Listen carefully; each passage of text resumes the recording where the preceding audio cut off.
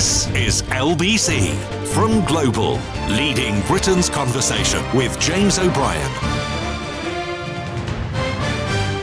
3 minutes after 10 is the time. You're listening to James O'Brien on LBC. And it was, of course, a couple of days ago that the numbers dropped with regards to what the Office of National Statistics predicts the population will look like by 2032.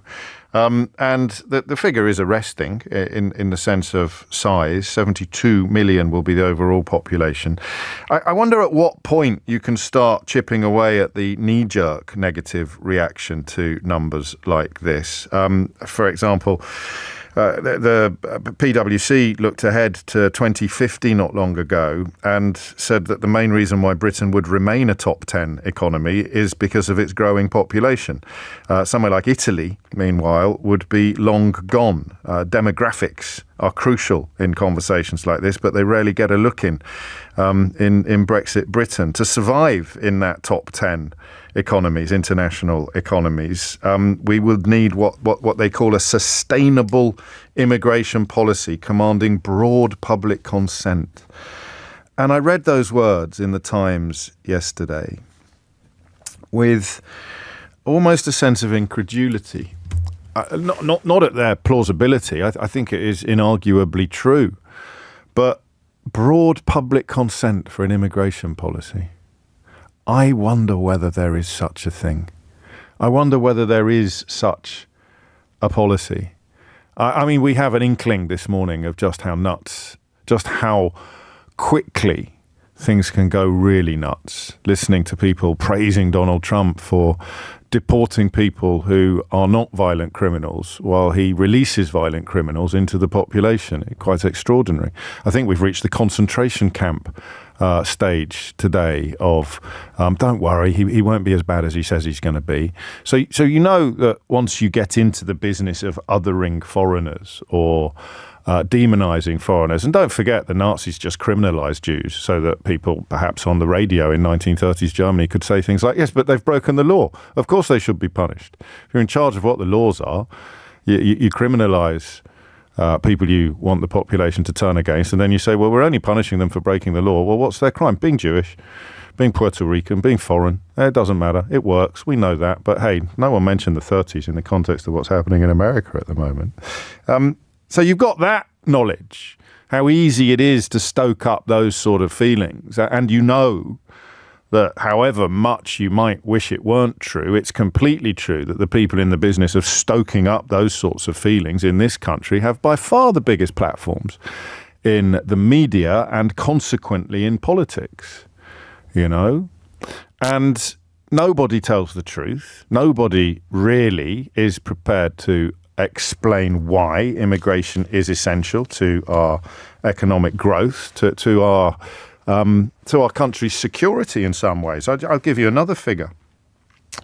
There will be 13.7 million people of pensionable age in this country by 2032.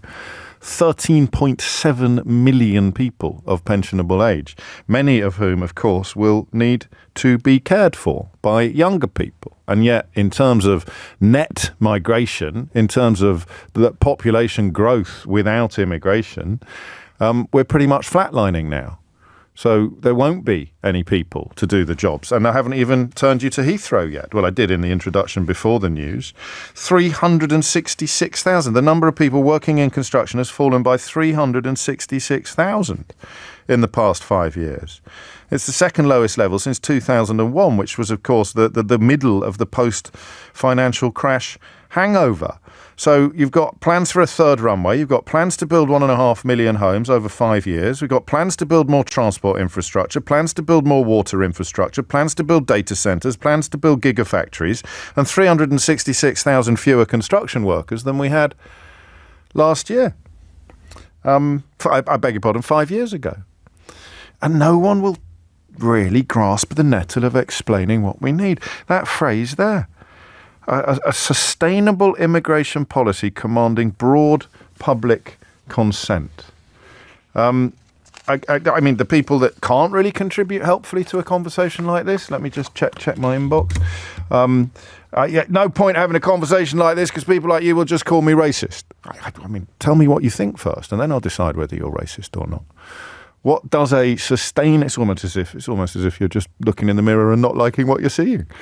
A sustainable immigration policy with broad public consent. So I thought, and it's not impossible, that the simple flow, if you like, of humanity would help the Labour government on this front. The Labour government, I think, have been cowardly. Where's the line between cowardice and pragmatism, do you think? I nothing to be gained really from grasping the immigration nettle in a way that previous Labour governments might have done. Talking of the line between cowardice and pragmatism, Peter Mandelson bending the knee for Donald Trump is quite a moment, isn't it? If you want a bit of light relief with Peter Mandelson back in the news, have a look at a little clip of Mike Skinner, also known as The Streets, talking about Peter Mandelson backstage at a concert a few years ago. It's on my Blue Sky account. I think it's the last thing that I posted, actually. If you want to head over to Blue Sky and go to @Mr. James OB. I've never seen it before. How I've got to the age of 53 without ever having seen that before is an absolute mystery to me. I will never forget it. It's magnificent and highly memorable. But that line between cowardice and pragmatism, you could argue Mandelson's a diplomat. He's got to be pragmatic. But then you sort of think, again, back to the 1930s and find yourself playing the old Chamberlain or Churchill game, don't you? And that's relevant to immigration because the Labour government has decided really to lean in to the toxicity of the debate and emulate the Tories' aggressive stance.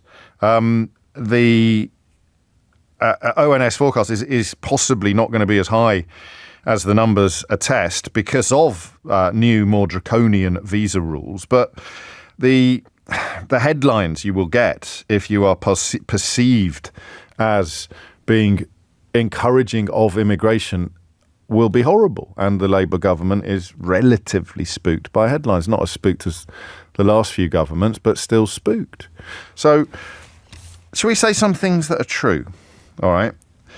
And you can challenge them if you want. But let's start with immigration is necessary. Encouraging immigration is politically toxic. Would you agree with that? How can those two things be true at the same time? Immigration is necessary. Okay, let's just say, off the top of my head, you're very staunchly anti-immigration, but you think it's absolutely essential that we build Heathrow. We build another runway at Heathrow. Who's going to do the work? You can't say we'll train our own. That is, I always try and avoid reaching too quickly for words like stupid. But and I know you can get elected to be president of the United States of America by leaning into the stupid. It doesn't make any of this stuff true. You know, it doesn't matter whose mouth it's coming out of. It's either true or it's not true. We can't train our own on the scale that is needed to build a new runway at Heathrow, to build water infrastructure, to build 1.5 million new homes, to build transport infrastructure, data centres, gigafactories, to care for the rocketing number of people of pensionable age who will be in need of varying degrees of care. We can't train our own to do all of those things. We are not having enough children. People already here are not having enough children for a variety of reasons.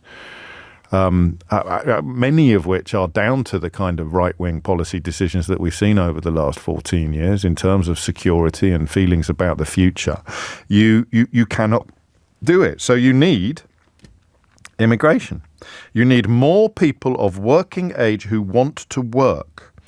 And you also need people with skills. You can perhaps fill some of these vacancies with homegrown, as yet untrained talent, but you can't come close to meeting the needs of the economy and the care system without immigration. So immigration is crucial. Let's scrub out necessary. Immigration is absolutely crucial to the future health and success of this country. Where is the last time you saw that in a Daily Mail column Or when was the last time you heard any sort of Trump apologists or Farage fanboys acknowledge that immigration is absolutely crucial to the health and success of our country?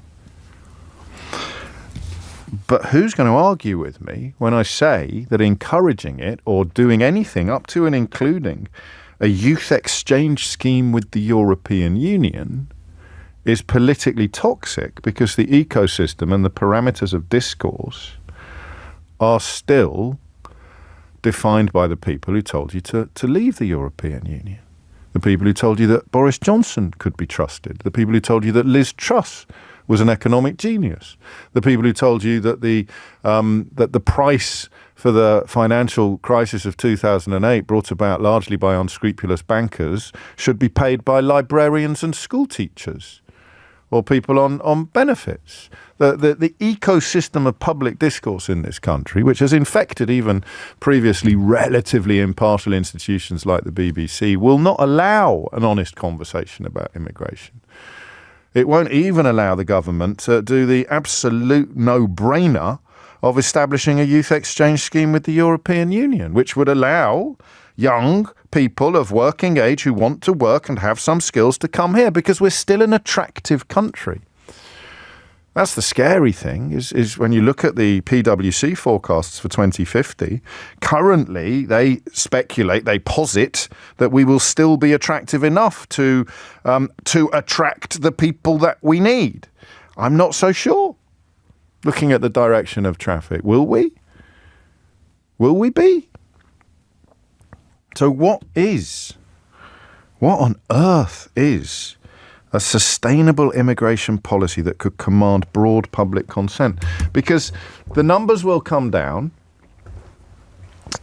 The numbers are going to be halved, I think, year on year or thereabouts anytime soon, but it won't matter. I often think of that scene in King Lear, and it's the opposite, really, numerically speaking, but it's about the notion that there is no acceptable number. So when the two daughters, the evil daughters, are essentially denuding Lear of his last vestiges of dignity by stripping him of his entourage and telling him that they will no longer accommodate his troops, they have a sort of Dutch auction. And one of them says, well, if you stay with me, I'm only going to take 100, and 50. And then they decide, no, 25. And they sort of compete with each other. And at the end, one of them, Goneril O'Regan, says, what needs one? Why do you even need one troop, one soldier, one servant? Why should I be paying for one servant? And immigration debates sometimes feel a little bit like that. It's either, I don't mean you, I mean all the ones that I don't have any personal experience of, or all the mythical ones that I've read about on the Daily Mail website, or all the ones that Nigel Farage tells me about, depending on what day of the week it is. It used to be Romanians. Do you remember those days? How many is too many? Eventually, you get down to one. One is too many. I don't want any. And Dan points out, if you're talking about young people of working age, the single stupidest thing you can do is swap the word working for fighting, which is also popular among the racists and the trainee fascists. Fighting age, a stupid thing to say. So you want more old people to come here who need looking after, do you? Who don't work. So, I mean, try that for me. Riddle me that, first of all. Immigration is absolutely crucial to the health and success of this country. Encouraging immigration, or even explaining that immigration is absolutely crucial to the health and success of this country, is politically toxic. And we don't know what the public really thinks. Caroline points out, when something is repeated often enough, there can be a sort of brainwashing. This notion that immigration is bad. Foreigners aren't bad. Immigration is bad. It's a week of Holocaust Memorial Day, and you know, the country's full of people claiming that releasing violent criminals and deporting people who aren't violent criminals is a sign of strength, a sign of political energy, positivity. I mean, literally saying those words out loud about a man who has released people who tasered police officers and deported people who were law-abiding taxpayers. Incredible, right? But no, not incredible at all. So what would it look like? This sustainable policy with broad public consensus. I mean, I also have to acknowledge at this point that this is the mother of all feelings don't care about your facts conversations, isn't it? It's the mother of all of them. I don't care about the facts. I don't care about how many pensioners there are going to be by 2032. I don't care about how many construction workers we've lost in the past 5 years. I don't care about who's going to build the transport and water infrastructure, the data centres and gigafactories. I don't care about any of this. All I care about is bringing numbers down. I mean, how many people want the total population to be lower than it was last year?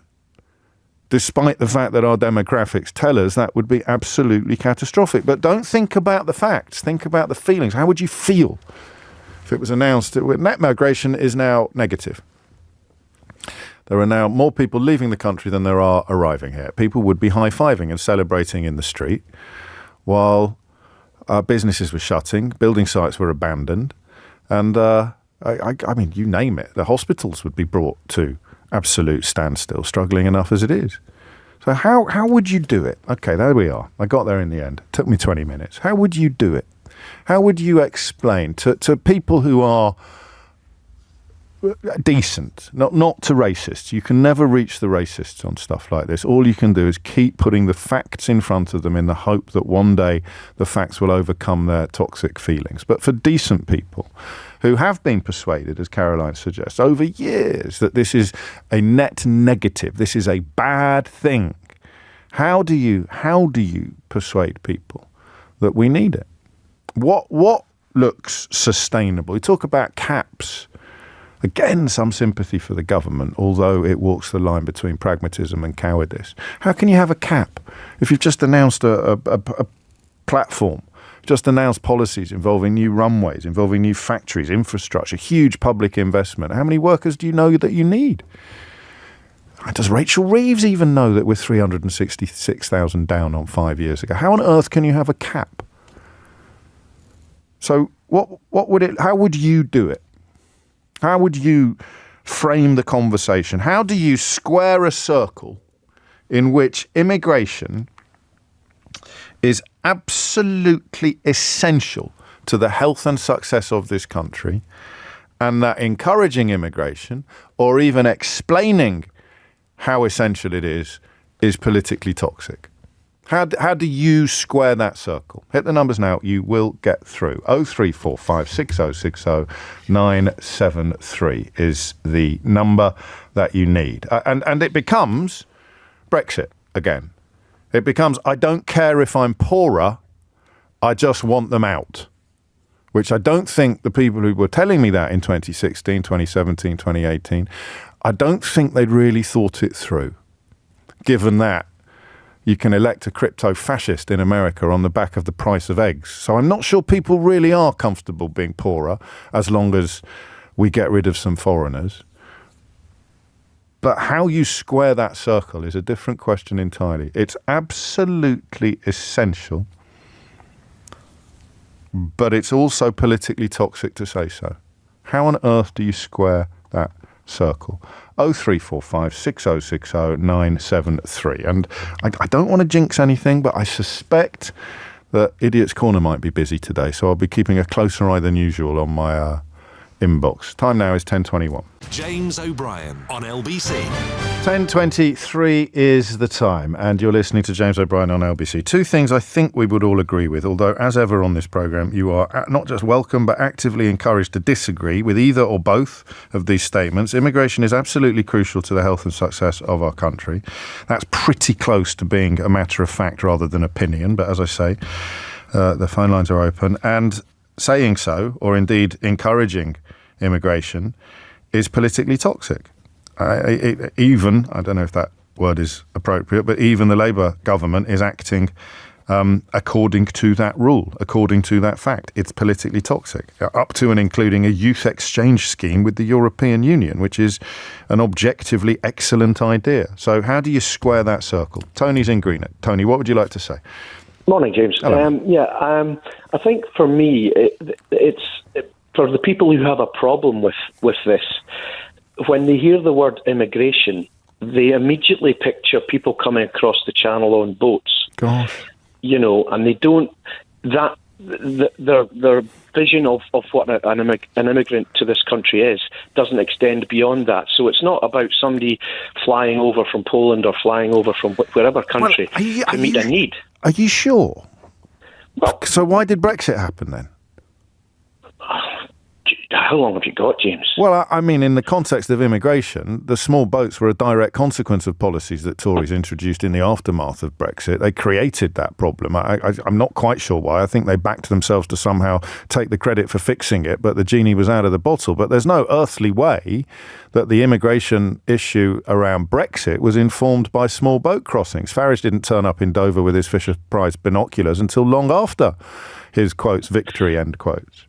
Is it not the case that they were talking about Romanian neighbours and Polish builders and lorry drivers undercut? They were all people who'd come here via regular routes to work and pay taxes, and to get rid of them was a big driver of the vote in 2016. I grant you not in Scotland, Tony, where these matters land rather differently, but across the UK, that was the major reason people voted to leave the European Union, was to get rid of the foreigners. Is it the hubris of the Brexiteers to think that we're British or we're English or wherever we are, and we can do this ourselves? But the reality is we can't. And that is not being accepted. Someone like Farage will never accept that. He knows. Brits can't do something. He knows. He knows. But his whole grift depends on pretending that he doesn't. So I think it was Michel Hussein who asked him, went through a long list of all the people that we would need, and he just kept saying, in limited numbers, in limited numbers, in limited numbers. So do we need builders? Do we need dockers? Do we need construction workers? Do we need this? Do we need that? Do we need carers? And the answer to all of those questions is yes. Do we need more immigration? No. It's absurd and obscene, but how do you break the dam? How do you sort of change the conversation? I'm not sure you can. I'm really not. I don't mean that pessimistically. I mean that realistically. It's a massive struggle, and it's one of these things that we are going to get. If everything that Rachel Reeves said yesterday is going to happen, we're going to need a ton of people to do it, and we don't have them here. Like you said, I'm going to be one of the 50% or 30 million people who's going to be of pensionable age in 2030. So, me too. No, not quite. Sorry, I thought you said in 20 or 30 years. But by 2032, I mean, the figures will have gone up by 1.7 million from where they are now. Yeah, so we are going to need that skilled source from somewhere. I don't see why we shouldn't be embracing the fact that other people can do things that we necessarily can't or don't want to do. Because the feelings trump the facts, don't they? You say they're coming over here, stealing your jobs, stealing your houses, stealing this, stealing that, stealing the other, and people like it.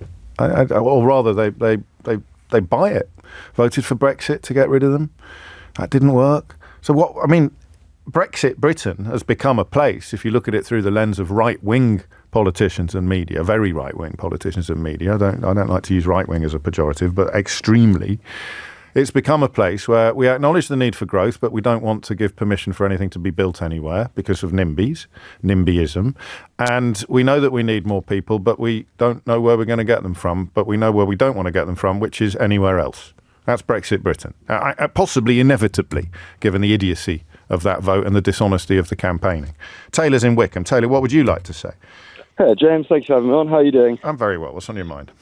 I work working in vineyards for the last 5 years, and I've worked with tons of Romanians, Kazakhs, Poles, tons of Eastern Europeans, and they're amazing workers, lovely people, and they're coming over, and in my mind, a lot of them aren't doing the job stealing, which is being yelled about. There is no job stealing because the number of economically inactive people in this country is off the charts.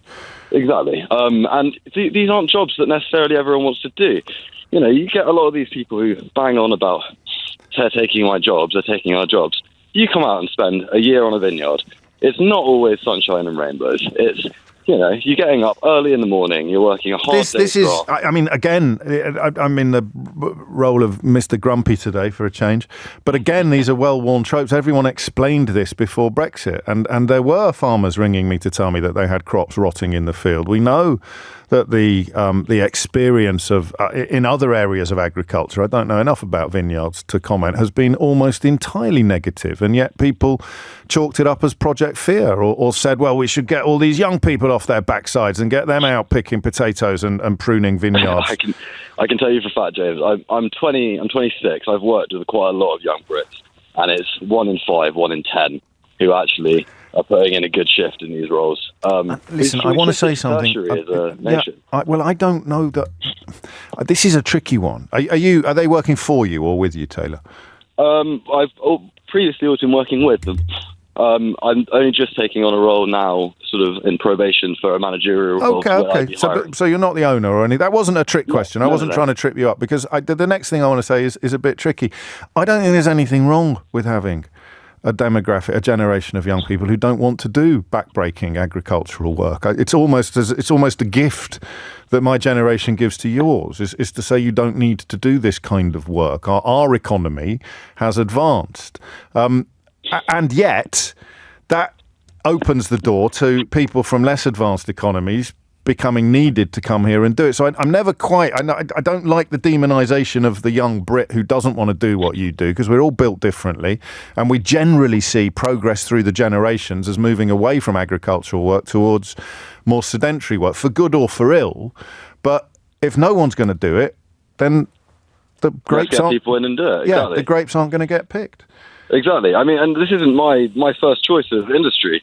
I was looking to move and work in the media industry. Okay. But it's just I've been spent the last 6 months searching for work to no avail, and things just aren't going the right way. If you're producing wine, Taylor, you're about as near to the media industry as you could possibly get without without actually being. And if I were giving advice to a young person at the moment, traditional media would not be something that I would advise them to go into. And of course, untraditional media is still a relatively wild west. Mark's been in touch. I told you we'd get this today. You like so-called facts. Here is one that you won't bang on about. Illegal migrants arriving by boat, housed in hotels and fed.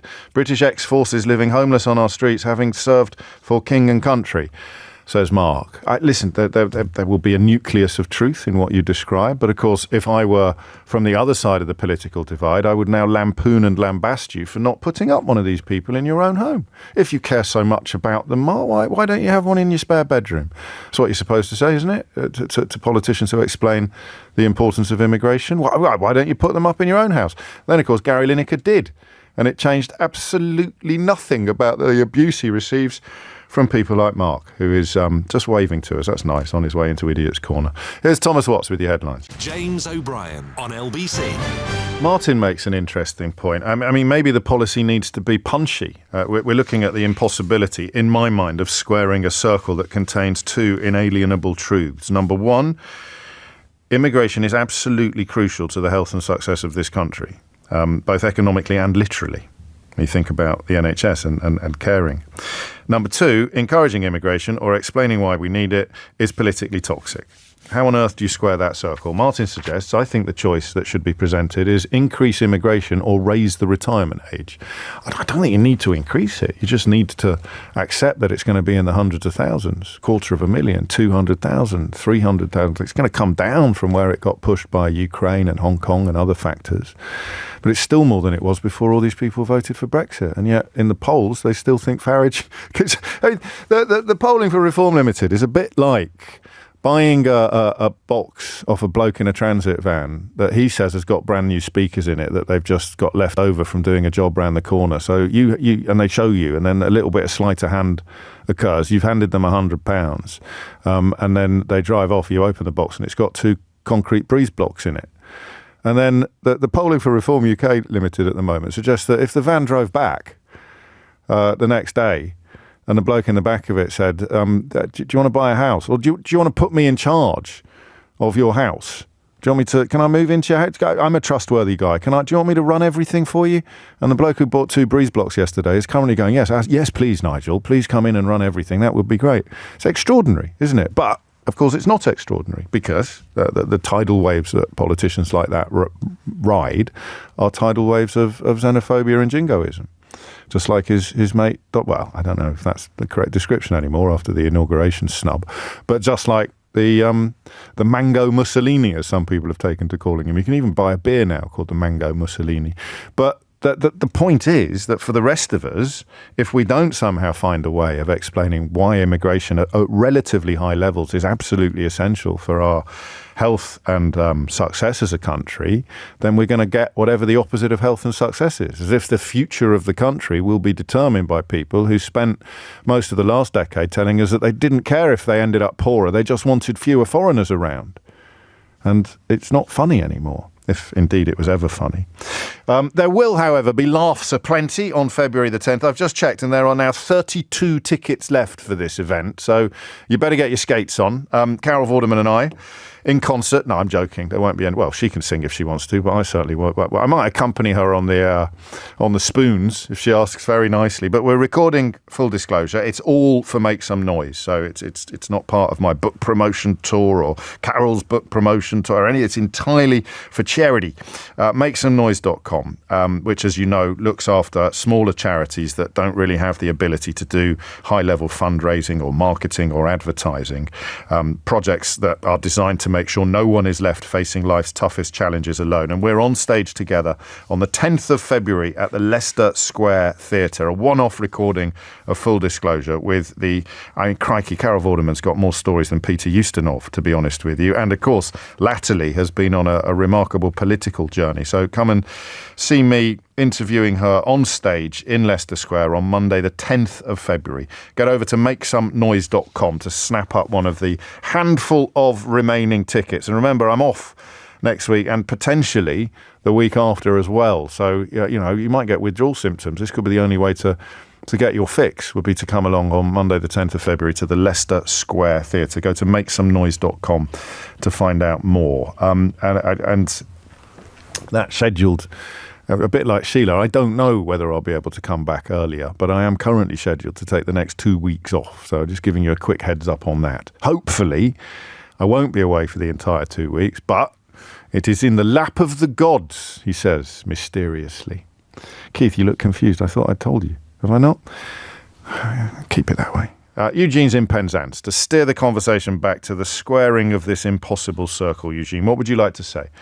I wouldn't say I'll be able to square it completely, but what I would say to whoever was saying what's the situation with regard to immigration, I would say you'd have to wait at least 15 to 20 years before asking me that question. Because let me give you my background just a second. I used to work until I retired a couple of years ago as a teacher, 20 years of which were in a further education college in Cornwall. Okay, yes. One of the first things the Tory/Liberal coalition did in 2010 was to lop 25% off the budgets of many of these colleges and many of these courses. What were you teaching? What sort of courses were? Just remind people. I was teaching business particularly, but we're talking about things like health and social care. We're talking things like building. We're talking things like car mechanics, etc., etc. So we're talking in and just lop 25% off it based on that. Alexis, what we had to do basically was take all the kind of ancillary or kind of like life-enhancing stuff out of the college. That's to say the various activities you could do on a Wednesday afternoon, bar a couple of sports teams, and chuck all the money basically into the courses to keep things up and going. Okay. Yeah. So we're now in a situation where financially, it's taken since 2010, but we're probably in a situation where financially that now has been made up. But of course, you've got a situation now, we've had inflation in that period of time, and of course we now find ourselves at least 15 years behind in terms of the development of skills in this country as a result of that political gesture in 2010. And this relies upon full take-up of places and appetite to learn trades that are, in many cases, difficult. Not so much your side of things, on the business side of things, but we've often talked about how short your shelf life is in construction. Strong men who are reduced to, their back won't let them do the work into their 50s. And so the necessity of young people coming through wherever they are coming from is never ever going to go away, and the idea that we will ever be able to produce enough from within our own borders is probably pie in the sky, even though we could do a better job than we're currently doing. You're here to tell us that ain't going to land for a decade and a half. Well, let me also add a little bit extra into it. I'm actually stood at the moment, I don't know if you can hear around me, but I'm stood in a farmer's kind of like supplier's car park. Right. All right, on the outskirts of Penzance. Living the dream there, Eugene. Absolutely, at least it's not raining. I did a few years ago, before I left the college, I did a quick survey around, just a completely unscientific survey around one of my classes. Yeah. And I just said, look, and I had some farmers in the class. Yeah. Put your hand up. How many of you are going to be working in the fields this summer? Pulling flowers, pulling vegetables or whatever. I got one hand out of about 20 people. Right. What were the rest of them doing? Working in where they were working in retail, they were working in... So they didn't want to follow into the family business, or they didn't want to do it in the meantime? No, and there weren't, and not just, as I say, not just farmers' kids, but obviously, people in the area. Non-farmers' kids, regular kids as well. They had no interest in going into agriculture. Because, I mean, God rest my mum, back in the 1970s, used to pick potatoes and used to pick broccoli on the side because we were short of money. Nobody wants to do that work anymore. It's as simple as that. And no one is prepared to say, of course, least of all the really right-wing politicians, and I saw Farage had a big dinner with loads of millionaires last night. They're not going to turn around and say, oh, by the way, we're going to get richer and your children are going to be forced to pick potatoes. No one's going to turn around and say the only way we can avoid the potatoes going unpicked is by getting the children of poorer people to pick them again. And we don't feel, as a big, successful economy, that our children should be doing that. And that's tricky. I don't know whether it veers into a form of jingoism, but, if you are from a poorer country, a poorer background, you see. So Eugene describes his mum, and it's not uncomfortable. Eugene says, my mum was from a poorer background, and she had to do that kind of work. You don't want anyone in this country to be from that kind of background. That would be a consequence of economic success if the system was vaguely fair. But of course, there will be people from poorer backgrounds who will need to do that work. It's just that has a geographical dimension that it didn't used to have. And that is, I suppose, a little bit of what they mean by globalism. Thank you, Eugene. Why are you in a farmer's supply car park? Just out of interest. I'm actually going to go buy some firewood. It's nothing more interesting than that. And it's a good, cheap, decent place to buy it. All right. There you go. Well played. 10:45 is the time. Lovely part of the world. You're listening to James O'Brien, and we are asking an impossible question, which Pascal picks up on. It's chicken and egg, isn't it, James? Appropriately enough, given that Eugene was talking to us from a farm supplies warehouse. Politically, immigration is toxic. Obviously, it's also essential. So what comes first? However, no one is making the case for it until someone has the courage to do so. The stigma will always be there. Let's have a wider debate. We're bloody trying, Pascal, honestly. But the Labour Party aren't. And the Liberal Democrats and the Greens probably not loud enough. So where does this debate unfold? Where is the conversation about why we need it? The closest you ever get is Rachel Reeves ruling out caps because she knows how stupid that would be.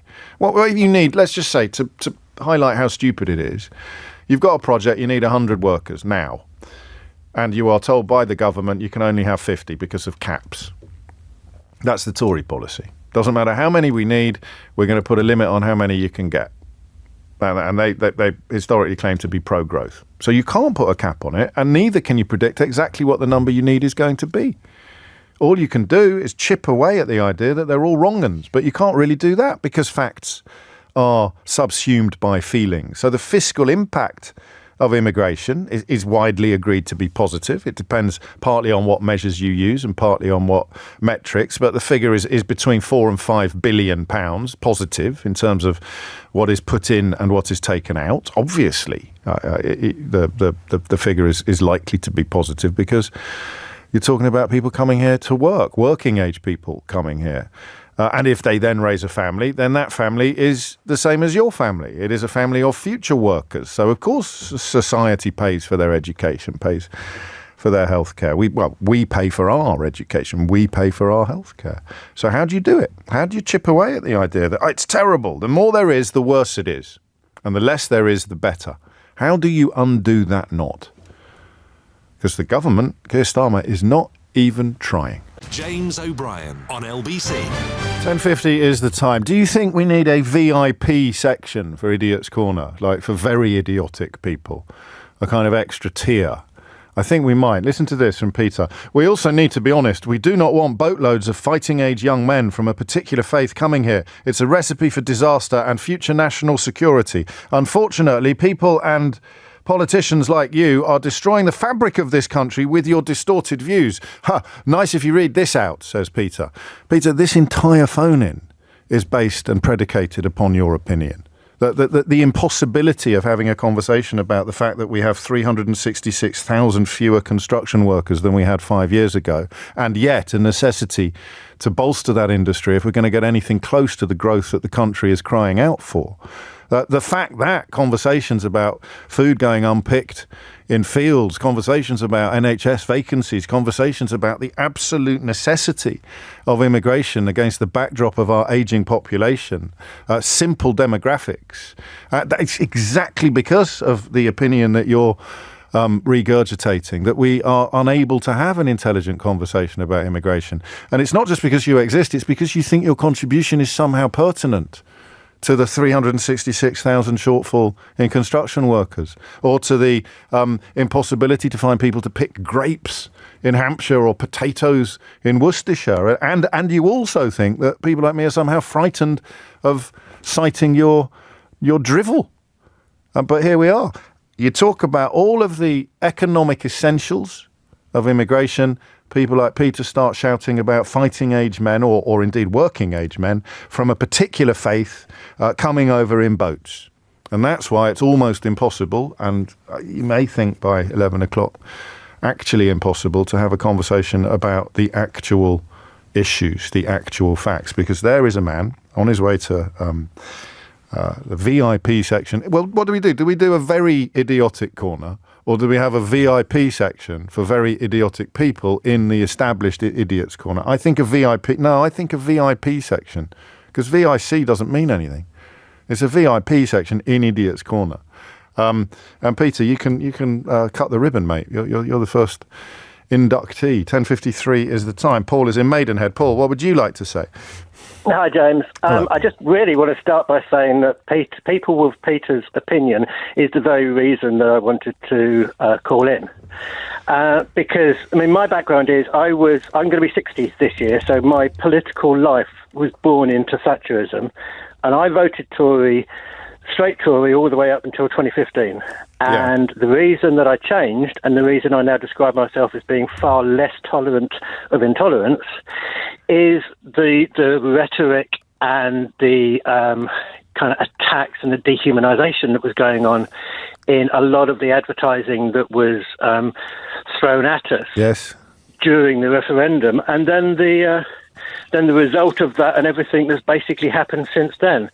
The big thing, which I think is the challenge, and I think it's the thing that we need to change, and it's the only way I can see of squaring the circle, is to get people to realise that when they think immigrant, they shouldn't think brown. I think that's the key thing. And so many people do. Yeah, but that's a bit of a surrender, isn't it? You're sort of saying it's okay to hate brown people. No, I'm saying it's not okay to hate brown people, but people don't. But I have immigrants in my family. Yes. I have Eastern European, Western European, Nigerian. They're all people. Everybody is a human being, and everybody deserves respect, irrespective of where they're from, who they are. Of course. That's just the way I am. A lot of people... Unless they're of a certain age and a particular faith, of course, in which case they absolutely are not to be treated with decency and compassion. It's the people that say that I believe are the problem. The immigrants, for me, migration is not a problem. No, in a way, I do understand the point that you're making, and it's similar to the very first caller today, which is undermined by Brexit. Because Brexit was about white immigrants. Albeit we had the occasional weapon who would say things like, there's too many brown faces behind the tills at my local Tesco. Farage was demonising Romanians and demonising Poles and demonising Germans even. So I don't know. I mean, that's what I meant by surrender. It's optimistic to think that, but it's shifted since 2016 to people of colour. Before that, being racist about Europeans was perfectly acceptable in Brexity circles. Well, and then you get Farage's famous poster with his the Breaking Point hordes poster of Turks coming in. Breaking Point poster. That's what people remember. People now, I don't think they remember the talk about Poles or the talk about Romanians anywhere near as much as they you hear Farage and you hear Brexit. People picture that poster, and I think the polling for Reform shows how many people still picture that poster at that point. Yeah, they see, that kind of Nazi-adjacent propaganda is incredibly effective, as history has taught us, and as we've been remembering this week. And so that's what people like Peter are thinking of when they hear the words. So how do you break that cycle? How do you? I mean, the Tories have got a lot to answer for by creating they were Syrian refugees near the Croatia-Slovenia border in 2015, who really were fleeing absolute horrors. But I guess the rhetoric at the time would be, well, they should go back and get covered in phosphorus by Assad's forces, or get caught in the crossfire between ISIS and Putin's troops. The logic of that was lost at me at the time, and it's lost on me now. But the mental image to change that to a what? To a Romanian builder? To a French doctor? Is that what we're trying to do? Because you can't. Not when they're out there telling lies all the time. Yeah, I'm not sure. I know it's very, very difficult, because I think that the people get so entrenched in their views that it becomes harder for them to admit they're wrong, almost, than it is to change their mind. I think a lot of people might know they're wrong, but they don't want to lose face in a way. And people like you are destroying the fabric of this country. So people who couldn't tell you what the fabric of this country is. And I mean, if you're not destroying the fabric of this country by crippling the construction industry, crippling the NHS, crippling agriculture, crippling exporters, crippling importers, then I don't know what you are doing, mate. Good call, Paul. From Peter to Paul, eh? And from chalk to cheese. I know what I prefer. 10:58 is the time. 13 tickets left for the Leicester Square gig, as far as I could tell. 3, 6, or 12 actually. No, 13. So lucky for some. Hurry up. Get yourself over to makesomenoise.com to snap up the last remaining clutch of tickets. You are listening to James O'Brien on LBC. I'm tempted to take a couple more calls on this. I don't know, though. We shall find out after the news, because you may have heard Nick talking earlier about a story regarding children in schools that is genuinely beggars belief. I hope that the figures, when you dig into them, are tiny, but the fact that any people exist in the relevant cohort is absolutely staggering. And it might be a conversation that involves grandparents. Oh, that was good. Did you do that on purpose? That was almost like a dun, dun, dun. Should we try and do that more? Should we try and do that more? Should we sort of liaise a little bit? I know it's timing. No, you're right. It's not my strong point. I didn't finish until about 1:05 yesterday. I did what I always did when I crash into Sheila's show in such an unprofessional and unwelcome fashion, is I left the studio going, you must do better tomorrow. You must do better tomorrow. Stay tuned until 1 o'clock to find out whether I do better today. It's Thursday, of course, which means Mystery Hour is on the way at 12 noon. And a weekly opportunity for some fun and myriad frolics. But after the news, we're looking at children who, the crucial word here is use, not read. Children who join school unable to use books. James O'Brien on LBC. It is 3 minutes after 11, and you find me in a slightly uncomfortable situation, because I have what may well be the finest missing word round of our days, of our age, for you, but it's a little bit, well, I won't give anything away. It will involve me saying a word I'm not sure I've said before on the radio. Is that a clue? Is that too big a clue? Have I spoiled it? Have I ruined everything again? Are you ready for this? And I don't think you will have seen this one, but I'm a little bit discombobulated by the thought of what might be about to happen to my inbox if you have. Ready? Woman in court for aggressively blank, 2 blanks, for aggressively blank blank her boyfriend's ex. Woman in court for aggressively blank blank her boyfriend's ex. And don't let me go home without telling you what the answer to that one is, because it is an absolute doozy. Okay, what did we call it? In my dayism, didn't we? That idea, and it goes back to Thucydides in a quote I could never find from about 2,500 years ago, where people of an older generation are complaining about the sort of fecklessness and uselessness of a younger generation. So it is a trope as old as time itself to claim that things, that wouldn't have happened in my day. You don't ever do it the other way round. You rarely hear people celebrating the disappearance of rickets or scurvy. You never hear people sort of pointing out that literacy was incredibly low 100 years ago, and life expectancy was much lower. We all, I think, not in the context of far distant generations, we just think of our own. It was easy to buy a house when I was in my 20s, therefore it must be easy to buy a house today. Therefore anyone complaining about how hard it is to buy a house must be lazy or lying or both. But this one does seem to speak to an absolutely horrible zeitgeist. Some children are starting primary school unable to climb a staircase because they're spending so much time on screens. The pandemic is also blamed for a decline in school readiness among 4 and 5-year-olds. Some teachers who've taken part in this annual poll suggest that whole COVID baby explanation is starting to feel like an excusing, I presume, parenting failure. 1,000 primary teachers in England and Wales do this poll every year. 49% of them, so roughly half, found that the problem had, or thought that the problem had got worse over the past year. Some of the examples, I presume, are highly isolated, but goodness, they are certainly arresting. So you've got pupils arriving in nappies. I mean, 1 in 4 who began reception last September were not toilet trained. 1 in 4. What age is that? Is that 5? I'm getting so old now. I was 3.5 when I went to reception, but that was partly because I'd like to say I was very precocious, or I was getting on Mum's nerves. I don't know which it was, but I could read, and I was a bit ahead of myself. So I joined reception at 3.5.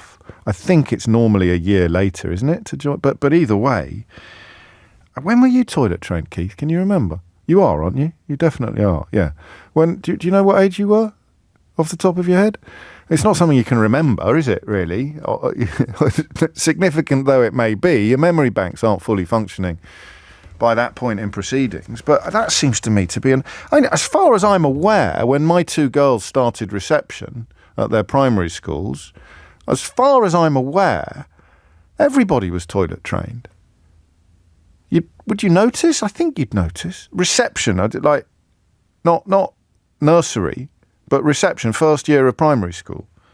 That's extraordinary. One teacher had 2 examples of this, which again is not data. But my goodness me, it's notable. I've got 2 children who physically cannot sit on the carpet. They don't have core strength. A teacher in the Northwest told the researchers. I might need someone to explain that to me, possibly a Pilates teacher. It's the only other time I've ever heard the phrase core strength. How can you not? So what does that mean? It means that you've only ever sat on a beanbag, or you've only ever sat supported. You've never sat unsupported. Is that what it means? I knew this story was weird, but it's one of those ones that's getting weirder every line I read to you. It's a very different dynamic when I read it to you than it is when I read it to myself. When I'm reading it to myself, I'm serving a different purpose. I'm trying to absorb enough information to decide whether or not it's worth talking about to you later. When I'm reading it to you as opposed to myself, I'm almost rediscovering it with you. I'm with you on this journey of shock, because all I do the first time I read it is establish, goodness me, this is certainly something we should be talking about. Whereas now I'm processing the information properly and trying to convey the information to you in a way that allows you to convey it properly. But I'm lost now. How could you not have enough core strength to sit on a carpet? Don't all ring me at once. I can't really stop you, can I? But what does that mean? If you're in physical education, or if you're in Pilates, or if you're just a bit cleverer than me, what on earth does that mean? 2 children in one class who lack the core strength that's needed to sit on a carpet. Who even knew that being able to sit on a carpet was an achievement of sorts in the realms of physical activity? I'd always thought it was a given. They don't have the core strength. We have a rise in delayed walkers. That's not a late crisp delivery. That's people who are walking much later than they would have done in previous generations, previous cohorts. It's not even generational, this. People who are unable to climb a staircase. Is that just because they get carried everywhere, or because they live in a bungalow? People who are clumsy and dropping things all the time. I don't mind so much using Americanisms like trash and vacation, which is another finding from this research. I think that, we're back to Oscar Wilde territory, aren't we? The notion of 2 countries divided by a common language. And a lot of some things that we would now call Americanisms are actually Anglo-Saxonisms that have just sustained in America while they've gone out of usage and out of fashion here. So that one, I don't think that will keep me awake at night, unless you tell me why it should. The French get very protective of their language, but we kind of speak the same language as Americans. So the proposition is, to my mind at least, slightly different.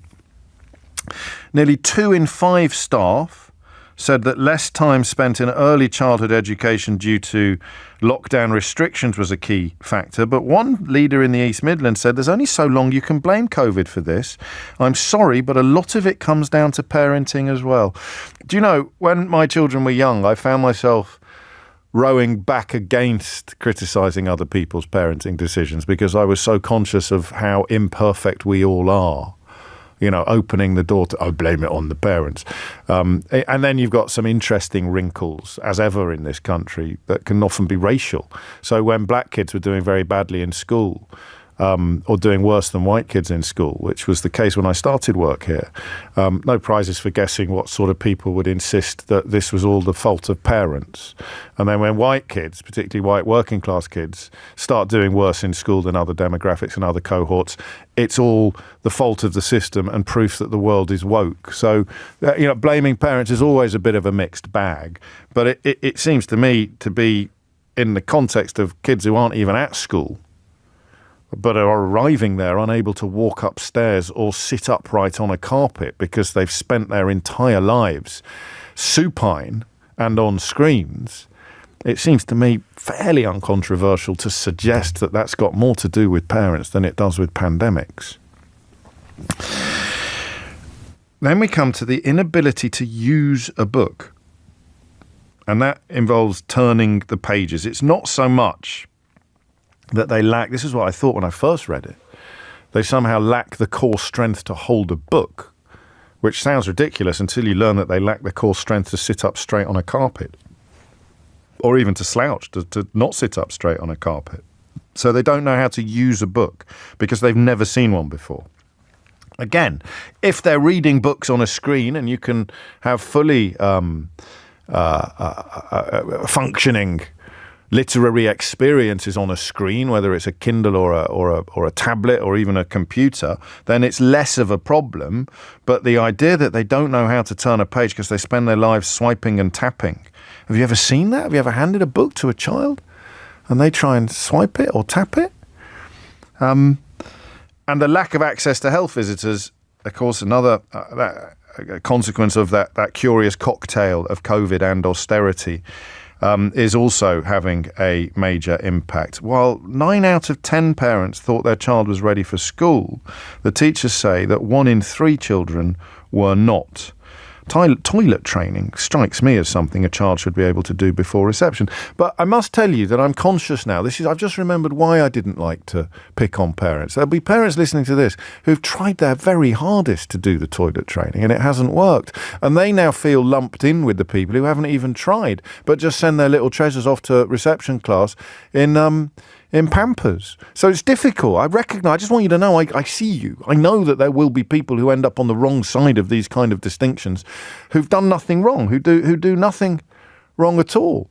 But there will also be, as these teachers suggest, some parents who think their kids are fine, but who have done absolutely nothing to prepare them for primary school, to prepare them for reception, up to and including the ability to use a book or use a toilet.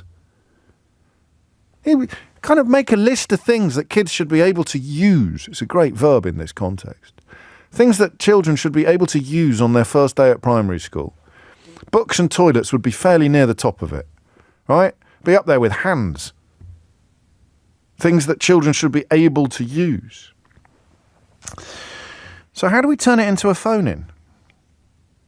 Especially when 83% of teachers think that cost of living issues are going to continue to affect these issues. Parents are busy working. Is that more true than ever? One teacher says, I don't think they're actually spending a lot of quality time with the children, having those basic play skills and conversations. It's not because they're working. I'm sorry. Because that figure won't have gone up unduly. It's because of the absolutely irresistible nature of technology, babysitting by technology, the absolute engagement that a child has with the screen. You can see it if you're not familiar with it. If you're a bit too old to have been through this yourself, you can see it. You can have a screaming child on a bus. Mum gives the child her phone, and the child goes quiet. It's the same psychology as the fixed odds betting terminals or fruit machines. Flashing lights, bright colours, things moving, pressing buttons, all of that. If it can suck in a fully grown man to the extent that it'll put all of his wages and max out his credit card on a fixed odds betting terminal, it's hardly surprising that the same psychology can seduce a toddler into being utterly entranced. But how do we turn it into a phone-in? And that's why I mentioned grandparents. And there is nothing worse, is there, than the mother-in-law who is lecturing the daughter-in-law on how to raise the grandchildren. Not something, happily, that we've got any experience of, but the stories that I've heard are unedifying, to say the least. Dad's mum is absolutely adamant that Dad's wife is doing an appalling job of raising the children. So we have to guard a bit against that. But we also have to acknowledge that the people best qualified to clock that children are being somewhat let down by parents are probably the grandparents. So, how does this happen? 0345 6060 973. How can a child possibly arrive at school unable to use a toilet, use a book, or sit on a carpet unsupported? I find it fairly close to unbelievable, but the figures here are irrefutable. What we don't have is full access to the reasons why. 0345 6060 973 is the number that you need. Marco goes a little further. I don't know why you're asking whether I'm insane or not. I'm fairly caustic in my critique of children arriving at school without being potty trained, but perhaps Marco heard something different. He writes, are you insane? I don't think so, mate, but I guess most insane people don't know that they're insane. That's one of the great hallmarks of insanity through the ages. So it's not for me to answer. If a child is presented to primary school not house trained, the parents are guilty of abuse. And a fairly strong line, but I mean, certainly in the context of pets, you will train pets in the absence of nappies, where and when they should do their business, but you haven't trained a child by the time it reaches school age. It is pretty shocking. And remember, the number was 1 in 4. 25% of new arrivals in reception have not been potty trained. I think potty trained is a slightly more felicitous phrase than house trained, but you can use either. How does this happen? 0345 6060 973. And then I'm going in. I don't know whether it's going to be harder or easier to answer this question, but have I just described your grandchildren?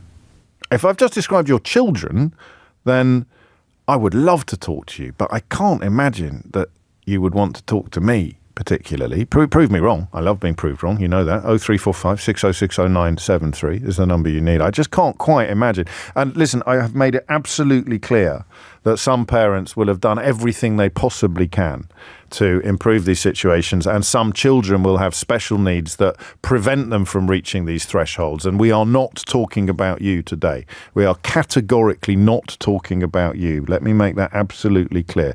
We're talking about children who could and should be able to use, in no particular order, a book, a toilet, and or sit unsupported on a carpet. So how does it happen? 0345 6060 973. And has it happened?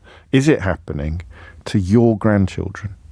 Hit the numbers now. You will get through. James O'Brien on LBC. 21 minutes after 11 is the time.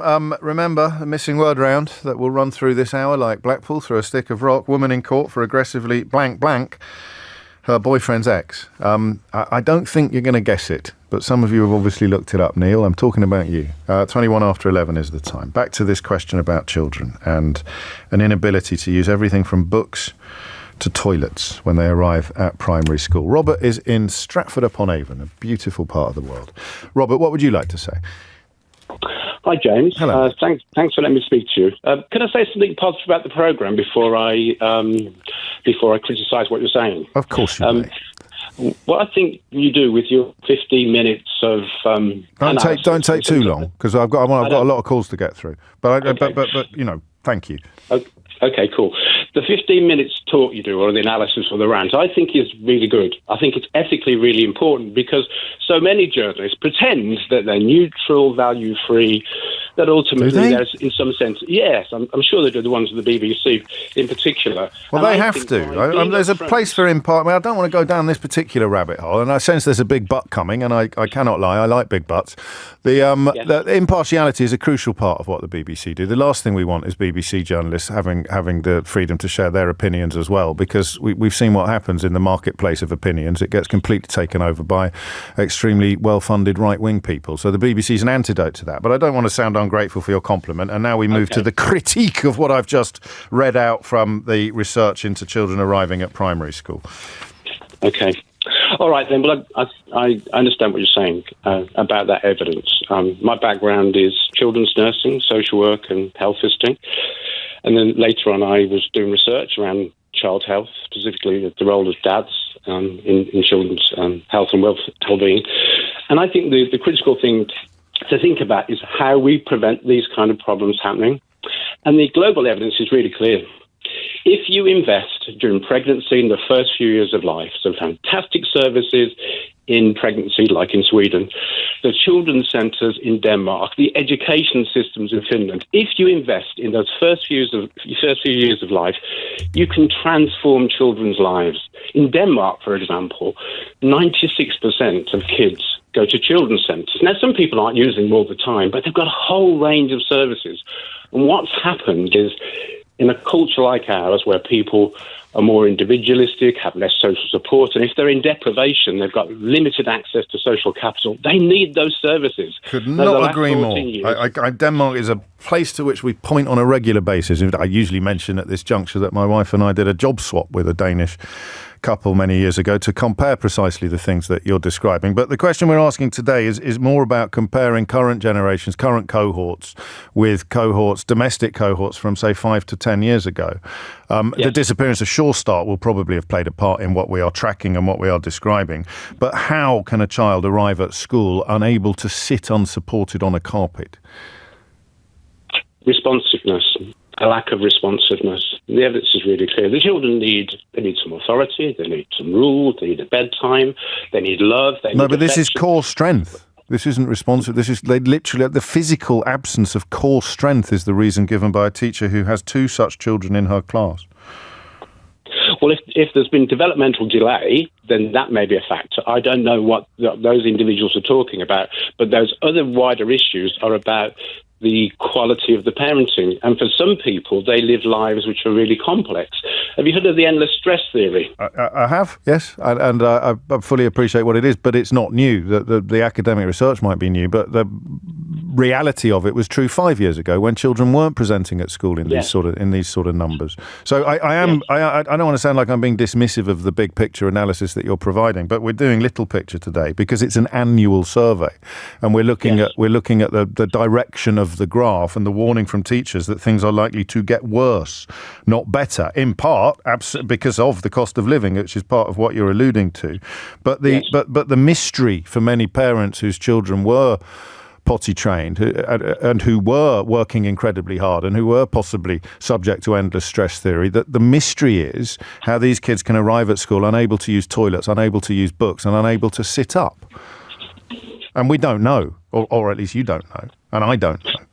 No, my guess it's to do with individualisation, the lack of social support. You referred to grandparents, didn't you? Yes, but we see they're the people who I think would have the most interesting answers to the question, potentially, because the grandparent is watching from a place of love, rather than you and I watching from a place of possible confusion and temptation to bring the big academic studies into that's why I mentioned earlier that anecdote is not data. I mean, find me one child who can't. The core strength question is absolutely fascinating to me. I genuinely am not quite sure what that means, except that the child spends so long sitting in a chair or a beanbag that they've never actually developed the stomach muscles you need to sit up unsupported on a carpet. But as I say those words out loud, I struggle to believe that they can be true. Robert, thank you. 27 after 11 is the time. Sophie is in Northwood. Sophie, what would you like to say? Good morning, James. Hello, so I am I taught reception, or I've been teaching reception for the last 5 years, and I am a mum of 3 at different ages and stages. What age do you start reception? Just remind me. Age, I think from 4 to 5 year olds. So these are the ones that are turning up in nappies now? Yes, and we have obviously progressively last 6 years I've been teaching more children. Yes. Apart from obviously special education needs, obviously if they make that clear. People on that's okay. Absolutely. That's very different because they got physical and emotional needs and they have the real reasons. But there's children obviously who don't obviously need nappies and are just not getting the training at home, the support at home. And I, as a teacher and as a parent on both sides of the coin, it all starts from home. And I'm a working parent. I've worked full-time throughout. My son's 5 now, he's in year 1. Yes. And also my husband's full-time working. You do have time. I mean, you do have to make time, if that's weekends, evenings. You know, we spend a lot of time with him, even like putting a pencil to paper. That I had a child start last September. And I remember giving him a pencil and he just looked at it, he didn't know what to do with it. And that was quite shocking to me. And in the years I've been teaching, he didn't know what to do with a pencil. But I mean, if I was looking for a silver lining, he might be able to operate a tablet device incredibly effectively. Exactly, and he did. Right, well, that's a useful skill in the 21st century. It shouldn't be either or, should it? But it's not necessarily proof that he is lost to civilization, for example. No, absolutely. But I feel like those skills of writing are needed, obviously, and it builds up your hand strength. So we had to do a lot of hand strength, like a lot of fine motor skills, which is obviously what you do with your fingers, how you write. But then also I did lots of training on outdoor play. So they say a lot of children, especially boys, to lift something heavy. So that if they lift buckets really heavy, things like that, or having to build dens, that really has a massive impact in the classroom. So we're quite, particularly in my school and early years, it should be a big drive. You to sound like a great teacher, but this is such a... Oh, thank you, yeah. This is it's so sad, but I just feel... but personally, obviously, I have my oldest, my daughter's 14, I had her at 17 years old, so obviously my social economic status then was very poor, so obviously I didn't have lots of money and I couldn't go to buy fancy books and things like that, but I made it work. I took her to the library, which is free. I took her to the park, which is free, and obviously you go to charity shops, there's so many books. My now 10-month-old daughter knows how to hold not exactly hold a pencil, but she's obviously, I give her paintbrush and things and she can hold it and she can just do some mark making skills, and she knows how to turn pages of a book as well. So I feel like that's just done naturally because I've given her all those things, and it's natural progression. So there is a lot of work to do at home, and that support needs to be in place for parents. And that education, I guess, for parents should be there. But I think it should be a natural thing as a parent to offer those experiences for children at home to support their development as they go through onto their school life. Oh, so do I. I'm going to tell you something. Right, stop. I am often accused of interrupting people too much, Sophie, on this programme. In fact, I think people thought I possibly interrupted Robert too much in the last call. You have just shown everybody what an uninterruptible call sounds like. There's absolutely no way I could have interrupted you because you were going at about 100 miles an hour and covering so much ground so quickly. I know you are, and it's wonderful to hear. It's wonderful to hear. But and of course, I understand why you bring socioeconomic status into it, but it's worth reminding people listening that there'll be plenty of affluent neglect in this sphere, as Louise describes it. I've known loads of middle-class parents who are using the iPad to avoid doing all of the things that you've just described. Or indeed, I mean, when do we reach for the word lazy? I think we're all, well, you're not actually, but most of us are susceptible to laziness or taking the easy option and thinking, does it make any difference if I read to the child, or can I put an audio book on, or I'll record somebody else reading to them, or should I do it myself? You can see how that happens. We do it in almost every area of our life, from ready meals right through to smartphone games and short attention spans. So we need to start turning the oil tank around, because the things you described as having to do, I never realised were learned behaviours. I thought they were innate. Things like hand strength, things like playing outdoors, things. I'd never realised that I'd learned those things, or that my children had learned those things by a sort of osmosis. But in fact, of course they have. And if you're not learning it by osmosis, you need to have it taught to you by teachers who probably should be doing something else, but can't until they've dealt with all of this stuff. So do you change the nappies yourself as a teacher for the kids? No, as a teacher, I don't, because obviously I'm in the classroom. We have a lot of needs in class, whether that's physical needs or social and emotional needs as well. That's a massive factor now. It's coming up. But no, I have great LSAs. I have a great team. But obviously that takes those LSAs. But members of staff are doing nappy changing on a fairly big scale. Good grief, Sophie, thank you. I sort of sound, I'm being enlightened. As I get enlightened, I move from being baffled to being stunned. So I'm ever more stunned by what I'm hearing, even as the bafflement diminishes with the inputs and insights of people like Sophie. It's 11:32. You're listening to James O'Brien on LBC. Thomas Watts has your headline. James O'Brien on LBC. Back to the conversation about children turning up at school unable to do the simplest things. Sophie providing insights galore there shortly, but I'm struggling with the idea of how much attention to pay to what is happening in America, particularly as some people in this country appear to be determined to absolutely ignore the reality of what is going on, or even cheer it on. So this terrible crash in Washington, D.C., Donald Trump's response to that probably won't mention the fact that among the agencies that he has sacked the heads of, you have the agency dedicated to aviation safety. I don't think there's a link. I pray there's not a link. I don't think the impact would have happened yet. But a freeze on hiring air traffic controllers at a time when the experts tell us that they desperately need more air traffic controllers is all part of what we were talking about yesterday, dismantling the state. But hey, at least he's cheerful, right? Why can't we have more of this cheerfulness in British politics, even as they do these things? But it was the appointment of Robert F. Kennedy Jr. as Health Secretary that I thought I would draw your attention to. He's been questioned by senators at his confirmation hearings, one yesterday, and I think it continues today. And this man, I want to stress, especially if you are receiving instructions to support or admire or envy Americans for having Donald Trump in charge. This is the man that Donald Trump wants to put in charge of the physical and mental health of every single American citizen. Have a listen first to a senator from Oregon, Ron Wyden, talking to him about measles.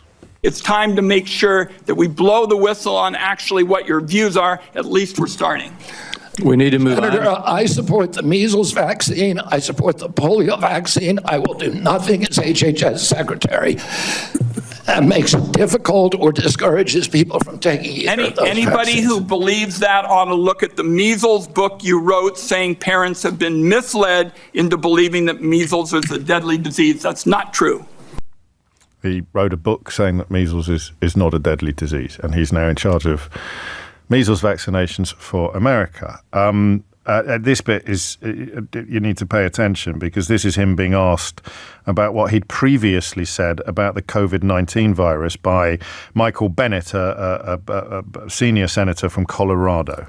Did you say that it targets black and white people but spared Ashkenazi Jews? I quoted a study, Your Honor. I quoted an NIH study that showed that I'll take that as a yes. races I have to move on, I have to move on.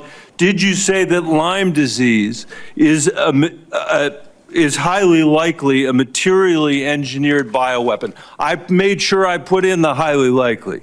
Did you say Lyme disease is a highly likely militarily engineered bioweapon? I probably did say that. Did you say that? And that's what the developer of Lyme I want all of disease our colleagues to hear it, Mr. Kennedy. I want them to hear it. You said yes. Did you say that exposure to pesticides causes children to become transgender? No, I never said that. Okay, I have the record that I'll give to the chairman, and he can make his judgment about what you said. Spoiler alert, he did say that.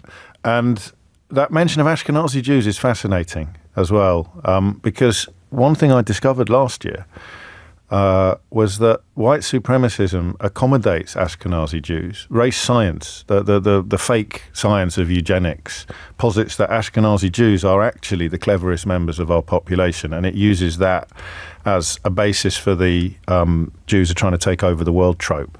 They really are, and they're clever enough to do it. So it's very Nazi adjacent, the deployment of Ashkenazi Jews in any form of racial hierarchy.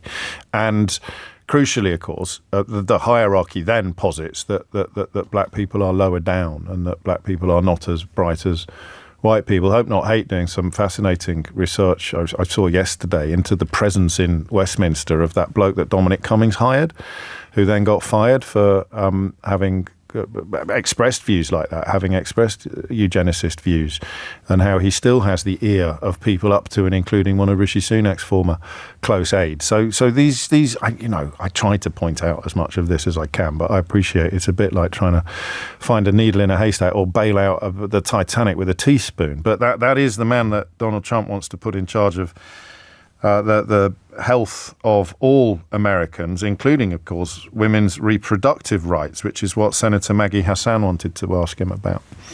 Now, let's go to something we agree upon. I am really heartened to see that one area where we agree on is on women's reproductive freedom. In your own words, it's not the government's place to tell people what to do with their bodies. You said that, correct? Yes. Yeah. Mr. Kennedy, in 2023, you came to New Hampshire and said, quote, I'm pro-choice. I don't think the government has any business telling people what they can or cannot do with their body. So you said that, right? Yes. Yep. But you also said we need to trust the women to make that choice because I don't trust government to make any choices. You said that too, right? Yes. It is remarkable that you have such a long record of fighting for women's reproductive freedom, and really great that my Republican colleagues are so open to voting for a pro-choice HHS secretary. When was it that you decided to sell out the values you've had your whole life in order to be given power by President Trump? Senator, I agree with President Trump that every abortion is a tragedy, that we can't be a moral authority in this country. Right, but that isn't what you said back in New Hampshire in 2023. My question is exactly when did you decide to sell out your life's work and values to get this position? Senator, I agree with President Trump that every abortion is a tragedy. So what you're telling us, just to be clear, because my time is limited, is that regardless of what you believe, regardless of what values you have, if President Trump tells you to do something, you're going to do it. So there it is. 11:42. Nothing to worry about, though, because, great energy. Back to children in schools, unable to sit up straight or use a toilet or indeed not read even. They might be able to read on a tablet, but they don't know how to use a book. How does this happen? Susanna's in Westminster. Susanna, what would you like to say? Well, good morning, James. Hello. So I'm a bit distracted by all that other stuff. Well, I was just thinking they don't need to be able to use a book or use a toilet, and they could still end up Secretary of State for Health in the United States of America. So, maybe that's a silver lining to both of these stories. Okay, this is very concerning. However, my experience as a teacher, nursery teacher, and I kind of stress that, I was working in nurseries which included standalone nursery schools. Sorry, these are all state provision. Which in London alone there were about over 50. day nurseries, the nursery classes in primary schools. You've then also had playgroups and more informal things like 1 o'clock clubs, which were free. Yes. So we're talking. This was all free and available. I've actually got a booklet here I found called The Under Fives, and it was a report of a TUC working party dated 1976. Gosh. I know. And I personally spoke up for the importance of nursery education at a local NUT meeting. And this is something that the state would be responsible for? Yes. Yeah, because they could see the value in it. I mean, of course, there were private nurseries as well, but there was the state provision, and before that also there was the support given by health visitors, yes, and speech and language therapists, and there were opportunities for parents to be involved and carers to be involved, discussions with staff. I was in a school which was a nursery school, but we liaised with the local day centre and then provided hours outside the normal school hours.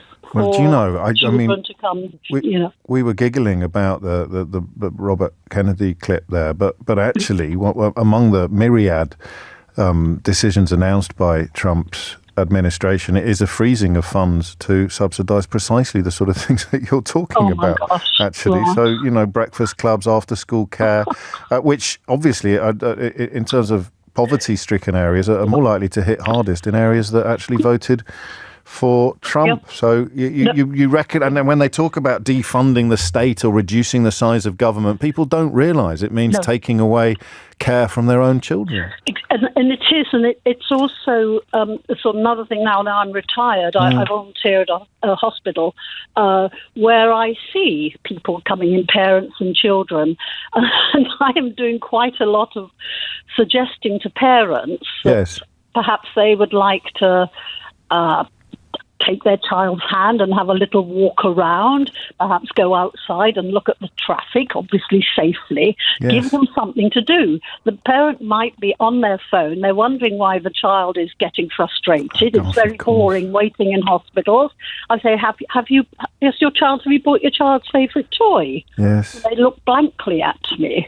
And I say, well, that's sort of why they want to grab your phone. And I sort of try to say in the nicest possible way, perhaps if you come again, remember to bring something that will interest your child. You've reminded us that the parents' relationship with technology is going to be important to the child's, not just giving the child the technology, but being distracted by it yourself. Absolutely. I mean, this was going back 20 years when mobile phones began to be used, and there were notices at school saying, parents, put your phone away before you come and collect your child. That ship has sailed, hasn't it? And now if you walk, I live near a park and walk around the park and I see parents with children. They are not engaging with the children. They're not talking to the children. They're talking to their phone. And it's hardly surprising that we then have the problems that we do with children feeling that they're not being noticed and attended to. And if they do get antsy or disruptive, then they are handed their own technology, which just sort of camouflages or papers over the problems rather than doing the things that Sophie and Northwood described as being solutions, as in teaching them the things they should be doing that we didn't think. You probably did as a teacher, a nursery teacher and a head teacher, but I didn't realise I'd been taught those things. I don't know whether, I just thought I'd kind of absorbed them organically as I made my way through life, and in some ways I had, but you can't absorb them organically if the examples and the teachers aren't there. Thank you, Susanna. I found the thing that I was just thinking of, just from the last couple of days, analysis found that all of the 15 states in America that relied most heavily on federal support for their public schools in 2022 voted for Trump. And of course, he's freezing that kind of federal support in the hope of abolishing it altogether. All but 2 of the 15 states that received the least, so the states that were wealthy enough to fund their own schools, all but 2 of them voted for Kamala Harris. And there again it is, that idea of the people voting for their own punishment, people voting to be on the receiving end of sanctions that will hurt them more than anybody else. I don't know whether that reminds you of anything, but I've got something bubbling away in the back of my mind, and appropriately enough, Ciaran the van driver will be taken out of storage after this to bring us, or to remind us about something quite significant that's going to happen tomorrow in the world of Brexit, imports and exports. It's nearly 10 to 12. James O'Brien on LBC. It is 11:52. I just brought a few things into perspective, didn't it? That weird conflation at the end, that juxtaposition of what's going on in America with children here, because that's what you do. You claim that the state is too big, it intervenes in too many ways. Children are arriving at school unable to read or use the toilet, and it must be the fault of the parents. Caroline, who means well, and I fell into this trap earlier myself. It's difficult to see how this lack of reaching such basic and essential developmental milestones isn't due to parental neglect. Well, we didn't need any help when we were raising our children, but we did. Whether it was Sure Start centres or the Tufty Club, whether it was the fact that mum wasn't at work, all sorts of different things created an atmosphere in which parents knew what they were supposed to be doing. So if you can prove to me that these parents know what they're supposed to be doing and are choosing not to do it, you have a very different proposition from them not knowing what they're supposed to be doing. Health visitors. Oh, down with the big state, down with government, down with big government. Health visitors? Lads, really? Big government? Yes, Sure Start. Down with that. Down with the blob. That's what they do. And you see it happening now in America. And you see people who voted for it because they were on board with down with this and down with that, actually having their own support taken away, because that's what the state is. It's a support structure. It's not just a safety net. It's a support structure. How fascinating. I was not expecting those two stories to marry each other. 11:54 is the time. Ciaran the van driver, as he used to be known, is still at it, still in the business of transferring goods between this country and continental Europe, and still a little bit ahead of the game when it comes to knowledge of what is likely to change. If you're not familiar with Ciaran, because we have even more listeners now than we did when he was in his heyday, he basically described to us from 2016 onwards all of the things that have happened with regards to importing and exporting to and from this country and the European Union, while most of the key architects of Brexit were shouting Project Fear or claiming that such things were never going to happen. I think his record is 100%, but we haven't got time to double check. And he joins me now because I'd forgotten that the 31st of January 2025, Ciaran, or tomorrow in old money, is another significant milestone, another significant moment. Morning, James. Hello, mate. Yes, we have what's coming tomorrow called an ENS Entry Summary Declaration, or what's known as a Safety and Security Declaration for all commercial goods coming into the UK, not going out. That's known as an EXS, which isn't currently active. So what will that mean? What does this mean? Right, so as we all know already, bringing goods in and out of the UK need customs declarations before you can even leave the country and deliver them. Then the GMR, the Goods Movement Reference Number, was introduced, which was to eliminate the queues at the ports, if you like, by filling out a declaration. If you had to put your T1 number or your export declaration number into your GMR to board the ferry or the train. From tomorrow, we now need what's called an SSD, which the driver or the haulier has to fill out. I'm currently sitting in front of my computer right now working out how to do it, because I've been asked to collect an urgent consignment out of Belgium tomorrow morning and have it in Leicester tomorrow afternoon. And of course, I'm not moving at the moment because I'm still waiting for the export declaration. I cannot do my GMR without my export declaration because I need the MRN number, and I can't do the SSD because I can't put it onto the GMR, so I can't get into the country, if I make sense. Well, it doesn't have to make sense because the bafflement and the confusion is almost part of the point, and that is why I'd ask you to remind us what it would have been involved in 2016 or 2015 or even 2018 if you were charged with getting a big consignment from Brussels to Leicester at very short notice tomorrow. What kind of paperwork and red tape would you have had to go through then? You would handwrite yourself a CMR with the customer's name and address and the goods. And that's it? And that's it. And you would bring them in any day. So really all you had to do was know where you were delivering it to? that's it. Yeah. I mean, the days have gone now of being asked to collect jobs and consignments now. I mean, this ENS has got real potential problems for trucks carrying parcels and lots of consignments, because it says under consignments, and I quote, you have to give the ERRI number of the company in Europe and the ERRI number of the company in the UK and the addresses for the consignments. And these declarations have to be in 2 hours before you arrive at the roll-on, roll-off port of departure, or 1 hour before you arrive at Eurotunnel in Coquelles. Realistically, and I know you keep your ear to the ground and people talk to you, how many importers will be 100% across this? Or how many won't be? I'm lucky because I already had the software, because I was getting given a hard time exporting last year. So I got the software on my computer, so I've already got it. The chances are that many won't have it. And this is harbour shipping. This is the harbour shipping software. I haven't got that one. I've got another one. I've got a customs link software. So there's many different companies. The silly thing is they're not expensive, but they do charge by the line. So if you've got 50 consignments in the back of your truck, you're going to have to put down the description and what they're packed into this SSD before you can even do your GMR, which is the responsibility of the haulier and the driver. What I would like to say... It's extraordinary, isn't it? It's crazy. I don't know whether you saw the pictures I put on Blue Sky of the traffic trying to get into Sevington on Tuesday night. I did. The queues went out onto the M20. You can bet your life on it. There was a 20-hour wait there. Ciaran's pretty much the only person reporting it. And Brexit is now about to go... Brexit is about to make imports even harder. So there'll be people waiting, either commercially or customers, for goods from continental Europe, from the European Union, who probably are going to be looking at delays that they're not expecting, on top of the delays that have already come in since that oven-ready deal was put together by Boris Johnson and Dominic Cummings and David Frost. And that was just on Friday, wasn't it? The freight coming in to the UK needing an SSD, perhaps explaining the mess we saw at Sevington. I mean, it's... I don't know what to say, which was often the case when we were talking on a more regular basis, wasn't it? Except that you haven't been proved wrong yet.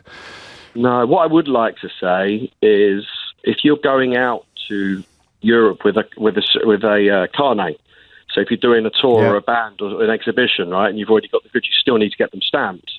You can actually stamp them. The French are pretty much on the ball. You can stamp them at the train. The French douane will actually stamp your carnet for you. Wow. The UK, you have to go into Sevington to get it stamped, right? Yes. So if you went out on Tuesday night, you'd have to queue with all those trucks for God knows how many hours before you even get in and park and get allocated a space before you can even get a stamp on it. There's nowhere else to do it.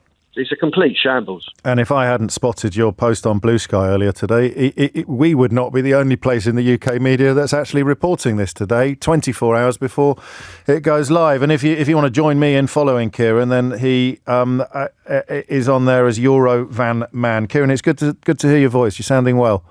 And you, James. Yeah, no, thanks for your time. You take care and God bless. And keep me posted. Keep them coming. 12 noon is the time. So remember, you voted to reduce all that red tape and to reduce all that immigration. And Nigel Farage is doing well in the polls. Riddle me that. Mystery Hour next. Well, we could almost do that, but we won't, because we like to keep Mystery Hour a sort of politics-free zone. The time now is 12 noon. James O'Brien on LBC. 4 minutes after 12 is the time. You're listening to James O'Brien on LBC, where your weekly opportunity to achieve the sort of satisfaction not ordinarily available anywhere else on your radio dial is upon us already. It's gone quite quick this week for me. Has it for you? Not if you've been listening to this, it hasn't. If you don't know what this part of the programme is, then you will enjoy it. That's an order. People ring in with questions and other people ring in with answers. It doesn't sound immediately fruitful, but trust me, something magic happens in that moment, in that interchange between those two poles. The magic occurs. If you've got a mystery that needs solving, 0345 606 0973 is the number that you need. If you know the answer to a mystery that is posed by another fellow listener, the number you need remains the same. And if your contribution is my favourite of the day, you win a Mystery Hour board game. I kid you not, it will be sent to suite to your own residence. The terms and conditions for that competition are at lbc.co.uk. And there are, of course, opportunities to buy your own If you're not lucky enough to be my favourite contributor of the day, and the management's decision is final, and I is the management, then you can buy your own by going to mysteryhour.co.uk. So lbc.co.uk for the terms and conditions to win one yourself. mysteryhour.co.uk for the opportunity to buy your own copy of the board game, and makesomenoise.com to buy your tickets for the Carol Vorderman James O'Brien extravaganza at the Leicester Square Theatre, if there are any left. I haven't actually checked since the last time I told you about it, on February the 10th. It is 6 minutes after 12. Mystery Hour is upon us, and let's get stuck. Should we just get stuck straight in? I think we should. Let's go to Wendover. Matt is there. Matt, question or answer? Hi, James. Question. Carry on. So, when I'm nursing the baby to bed, just before he goes to sleep, you can sit there and watch his eyes shut. Yes. And I'm pretty sure when his eyes are shut, I lay him down and he's down for the night. So, when do we stop doing that? Because we obviously lay in bed and shut our eyes and wait to fall asleep. So I see. What happens? You see what I mean? Yeah, I do. So you don't close your eyes unless you're asleep when you're a baby? I think so. I think so too, actually. That's good. And when does that change? Well, the toddler's 3, and I'm pretty sure he'll lay there with his eyes shut till he falls asleep. Or he'll pretend he's asleep. Or, yeah. When he isn't. Yeah, or that. Which a baby doesn't do, as far as I know. Or maybe we're both a bit slow on the uptake, and babies close their eyes all the time. You're too tired to notice, and I'm too old, to remember. But I think I recognise what you're describing. So that notion that your eyes sort of snap shut when you nod off, and sometimes you can see the baby nodding and then waking back up again, particularly if they're... Actually, I suppose an adult would do it when they're really tired. Yes. But, yeah, okay.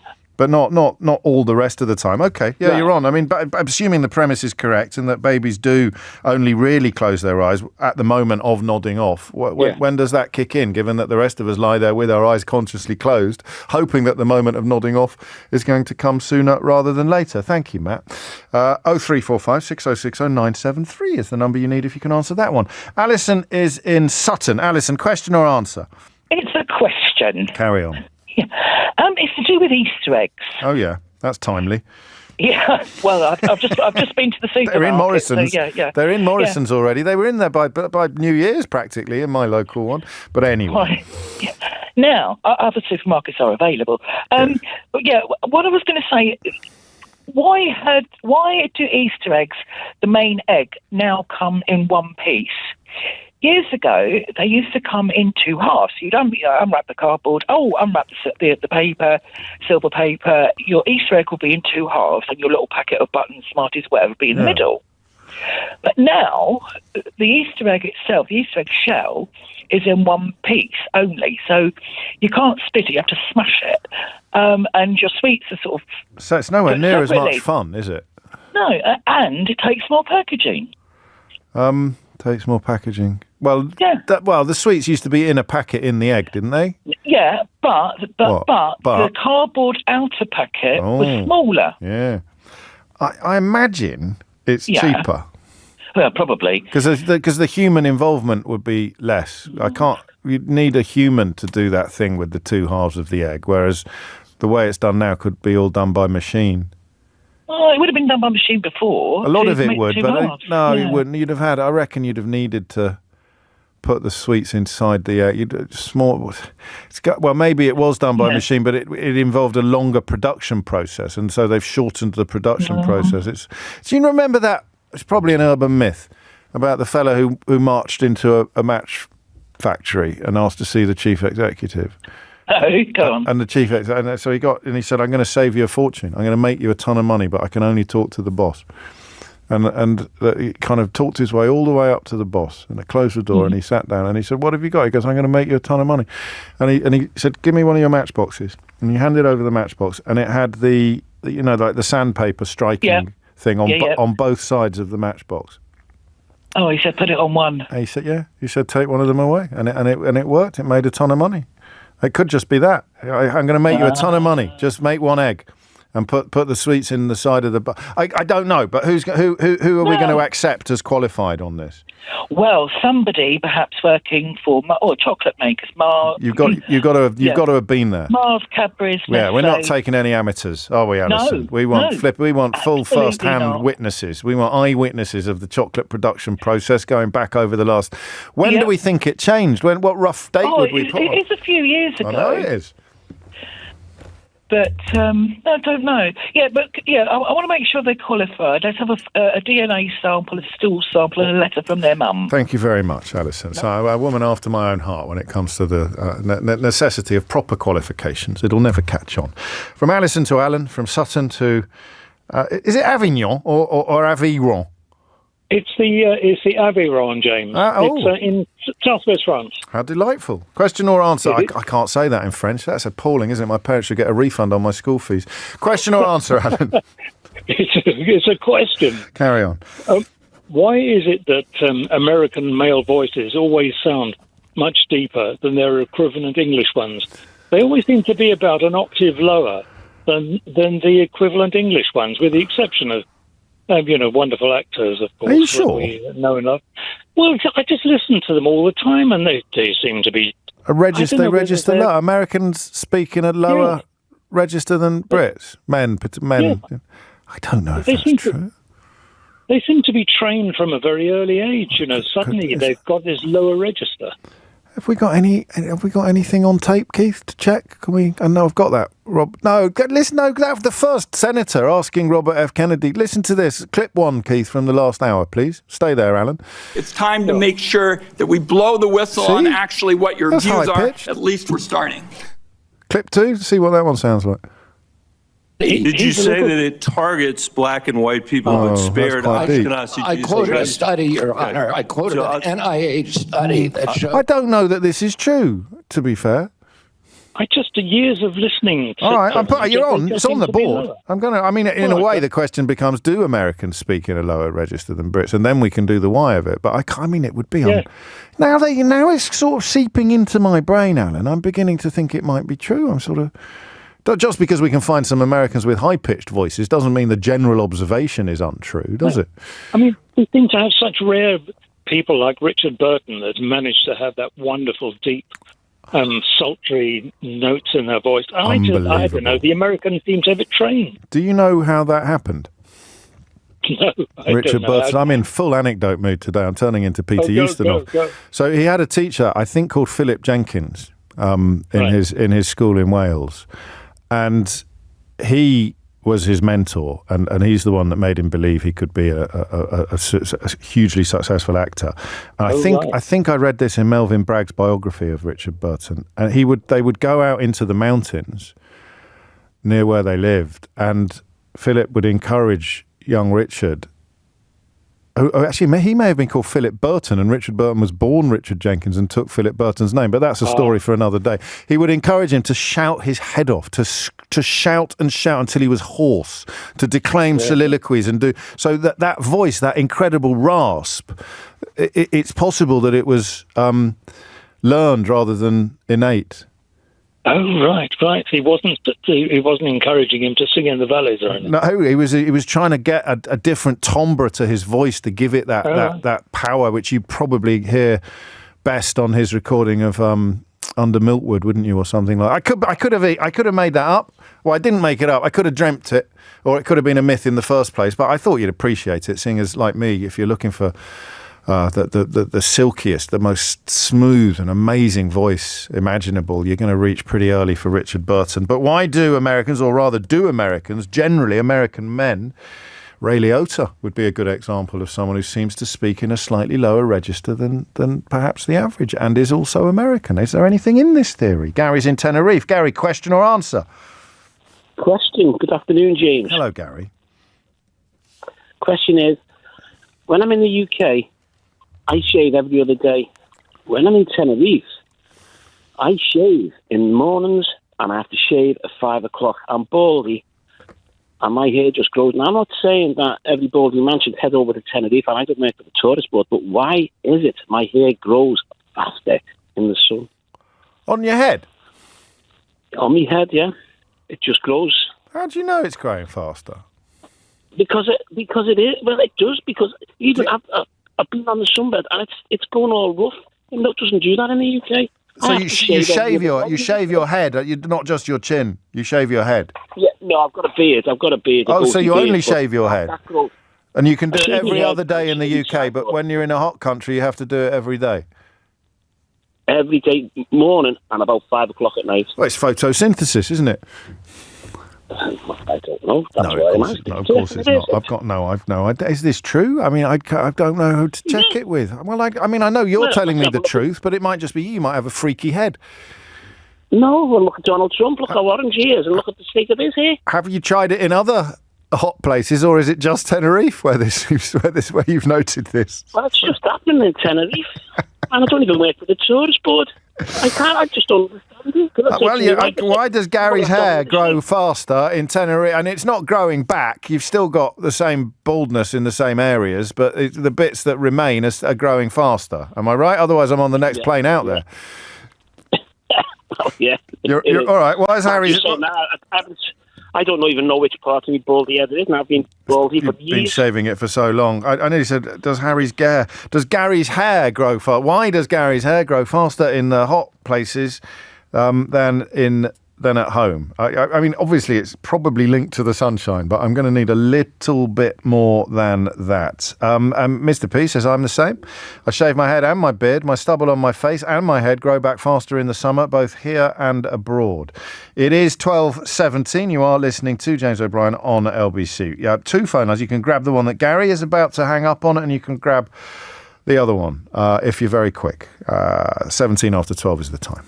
James O'Brien on LBC.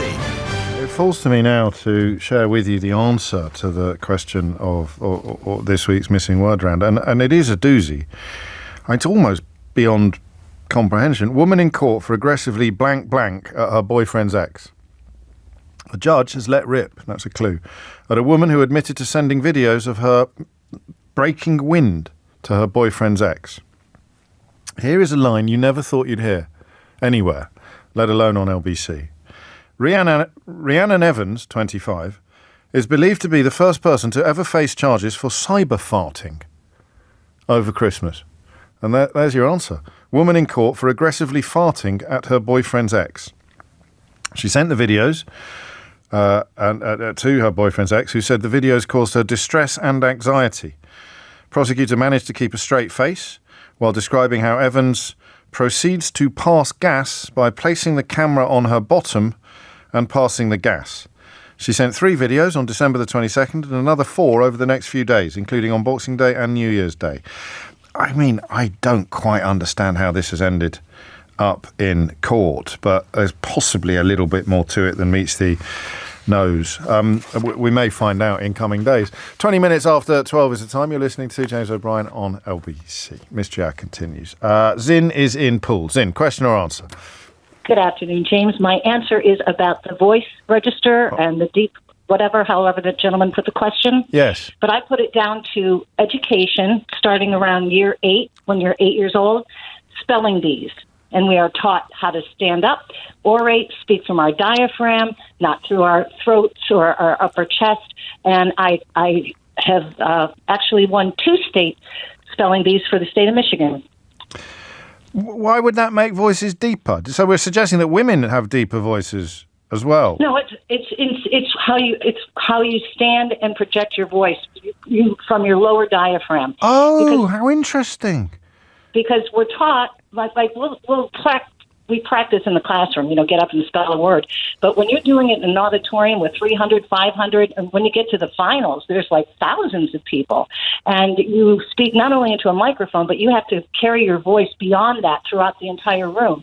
And you're taught that from a very early age. So by the time you're an adult man, you probably have that mastered. So you're speaking and that, brings us back to Richard Burton, actually, because that's what actors are taught to do. They're taught to speak and breathe from their diaphragm rather than from upstairs in their chest, and it has an effect upon the timbre of your voice. And do they all, do most public schools do this? And obviously in America, a public school I only went to one. I know you did, but you know other Americans I presume. No, because I'm competing with every school in my district, then my county, then my state, and I even made it to the Midwestern semifinals, but I didn't get past third place, which is okay. What did you stumble on? I can't even remember, but the coolest prize you ever got was the most beautiful Webster dictionary that had gold leaf pages and leather front and your name engraved on it, and then a wooden oak podium that you could keep it on. And every morning I would open that book and just blindly point to a word and learn it for the day. And I would use it in a sentence. It used to irritate my parents quite a lot because I'm talking like I'm 8 years old and I'm speaking like a neurosurgeon. That's I think that's to be encouraged. That's to be encouraged. Yeah, well, do you have a favourite word? Do you have a favourite word from then or from forever? Epidural. Epidural. Epidural. Epiderm. Epidural. Epidural. EPIDURAL. Very good, James. You can go on to the next round. I like that, but perhaps that's your favourite word for reasons other than its sort of syntactical felicity. It could be because you've had one, perhaps. I don't know. No, I didn't have one at 8. So that was your favourite word then? That was your favourite word then? Well, that was a swear word.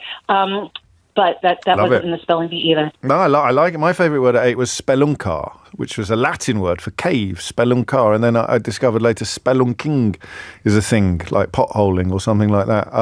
I can't remember what my favourite word is these days. It's changed. Have a round of applause in. So it could be that. We're accepting the premise of Alan's question, which was that the American men have slightly deeper voices than men as a generalisation. Zinn brings American women into it and suggests it's because of the public speaking training, more prevalent in American schools than British schools. I mean, it's plausible. Ciara is in Sydney. Ciara, question or answer? Question, please, James. Carry on. How do we define as humans the difference between a good smell and a bad smell? So it's universally acknowledged what smells good and what smells bad. But what defines that? Not quite. I mean, some people like the smell of some things, and that other people don't like the smell of, don't they? But I'm being really pedantic, actually. I agree with that. But if you look at the spectrum, there's a left-hand side and a right-hand side, and they are good and bad. So what is it that defines that? Is it a chemical thing? Is it a preference? Danger, surely. Isn't it? I mean, things that are rotten. I mean, evolution has taught us to avoid certain smells because they could do us harm, either by inhaling them or eating them. Don't you think? Fair. Yeah, fair. And that's what makes the anomalies so interesting, because some people quite like the smell of petrol or bitumen. I used to love the smell of the garage at home with the fence oil on it, but you wouldn't want to eat or drink or particularly inhale a lot of that. Of course, and I used to lick coal when I was a kid because I loved the smell of that, but that wasn't good for me, right? So, well, you probably had you probably had an iron deficiency or something like that, Ciara. Potentially. So why do we like some smells and not like others? Exactly. Some people are going to tie this to the missing word game, you realise, Ciara. Of course, obviously. They're going to be asking very inappropriate questions about why we like some smells and why we don't like others, but we're not here. We're not here to do that. We're here simply to ask about other smells. Thank you. I like that question. I think I've answered it, but not anywhere like expertly enough to merit a round of applause. I love the way you're all telling me what my favourite words is. Extraordinary is probably the word I overuse the most. Discombobulated is up there, Blair. You're absolutely right. But there was another one I really like. Serendipity. I think my favourite word changes with the seasons. I like serendipity a lot. That's a beautiful word. But you're right, discombobulated is lovely too. Thank you, Ciara. From Sydney to Gillingham in Dorset. James, question or answer? Hello, James. It's a question, please. Carry on. Right, I was doing some DIY around the house in the garden, actually. What were you doing? I was mending a fence at the end of the garden, which had fallen down in the winds. Were you using the nice-smelling fence coating materials? No, I wasn't. I haven't got round to that yet. Well, don't forget. Carry on, James. I will. Thank you. Anyway, my cordless drill was broken, so I was using a electric drill, with a cable, and I had to have the cord trailing all the way down the garden. Yeah. And I noticed it was about probably 40 yards quite a long way. Yeah. And I noticed that the drill wasn't quite as powerful as when I would have it plugged directly into the mains. And it got me thinking, how long would a cable be on a 13 amp cable before the electric just wouldn't make it to the end? Does that make sense? It doesn't just make sense. It's got me goggle-eyed. So the drill was less powerful.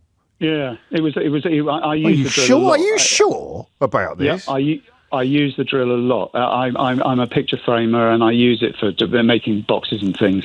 And it was definitely, and to prove it, I took it back to the mains, plugged it in where the cable on the drill is probably 4 feet or something, and it was definitely had more torque in it. So I tried it on the same, and I tried it a couple of times just to sort of think if I was going mad or not. But I never. Yeah, well, I mean, someone out there might say I'm talking rubbish. But, I think I will. I'm glad you're open to that possibility. But I'm putting the question on the board because if you're correct and there is a diminishment in power according to distance from the socket, the source, then theoretically, a long enough cable, there'll be no power at all at the end of it. That's what you're positing. Yeah, and this is on a 13 amp cable. I mean, obviously, if you've got mains cables, they run for hundreds of miles or whatever, or thousands of miles. But this is on a 13 amp, just a normal 3-pin.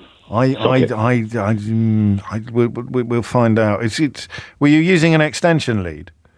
That's what I mean. Yeah, it was. That's what you mean. That's why you're telling us about the 13. Yeah, maybe that's. Yeah. Well, it may just be that's a bit dodgy. And that if you had a brand new extension lead, it wouldn't have happened. I bet it's an old one, isn't it? Tell the truth, James. Tell the truth. No, it's. I use it a lot, and it never had a problem with anything else I've used. I use it for streamers and whatever else. And you're telling me the streamers don't lose power? No, I can't really tell on the strimmer because it's too violent. I know you're really trying to push me into a corner here. But I'm not trying to push you into a corner. I'm absolutely not. But how old is the extension lead? Not that old, about a year, and I use it a lot. I reckon you need a 2.5 mil core, mate. Yeah. I'm wondering if there's someone else out there who might be able to give me a better answer. So I'm not sure. It's very politely put. And it's Gillingham, isn't it? Not Gillingham. The one in Dorset is Gillingham. The one in Kent is Gillingham. Is that right? Yeah, it is. No, thank you. I'll get you an answer. I bet you've just got a perishing. You got an unfit extension lead. I don't know what I'm talking about. Quickly, let's have the headlines with Amelia Cox. James O'Brien on LBC. It is 12:33. When do we start closing our eyes before we go to sleep, as opposed to babies who close their eyes at the moment of nodding off, we think? Hard to check with a baby. When did, and indeed why did, Easter eggs stop having the sweets inside two easily separated halves, and instead become a big, impossible to separate whole with the sweets in a separate packet? We've done the voices. Why does Gary's hair grow faster in hot weather than it does in cold weather? I think I might know that. I should have realised. Why do we like some smells and not like others? And why does James's drill lose power 40 feet from the house with a long extension lead? I think I know that one as well, but you could tell towards the end of that conversation that James was becoming quite impatient with my childish messing around and wanted a grown-up to get involved. And frankly, who can blame him? Cameron's in Huddersfield. Cameron, question or answer? Answer. Carry on. So the answer is to the power, why longer the length, more voltage drops. Yes. So in our regulations, we've got like 3% and 5% for power and lighting voltage drop. Well, so the longer the cable, the more voltage it drops. So it's just a thing? Yeah. And you wouldn't notice it with some equipment, but you would perhaps, well, obviously James noticed it with his drill. Yep.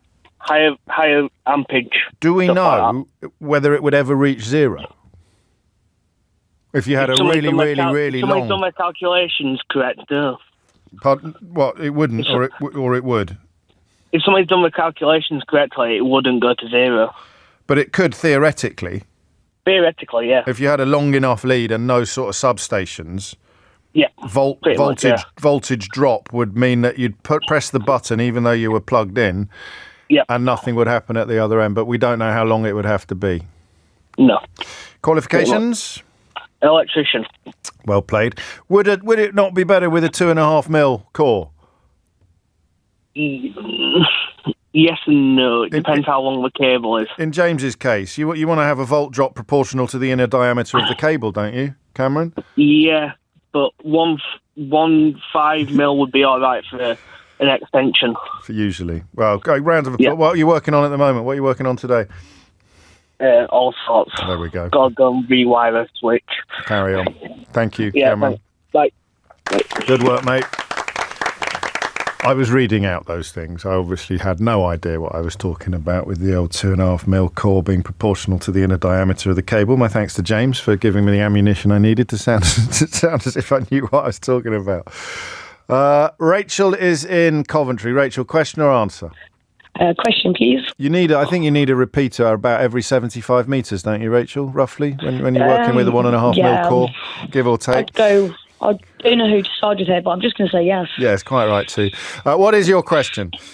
My question is, I just want to know how experts worked out what a dinosaur sounds like when no one's actually ever heard one.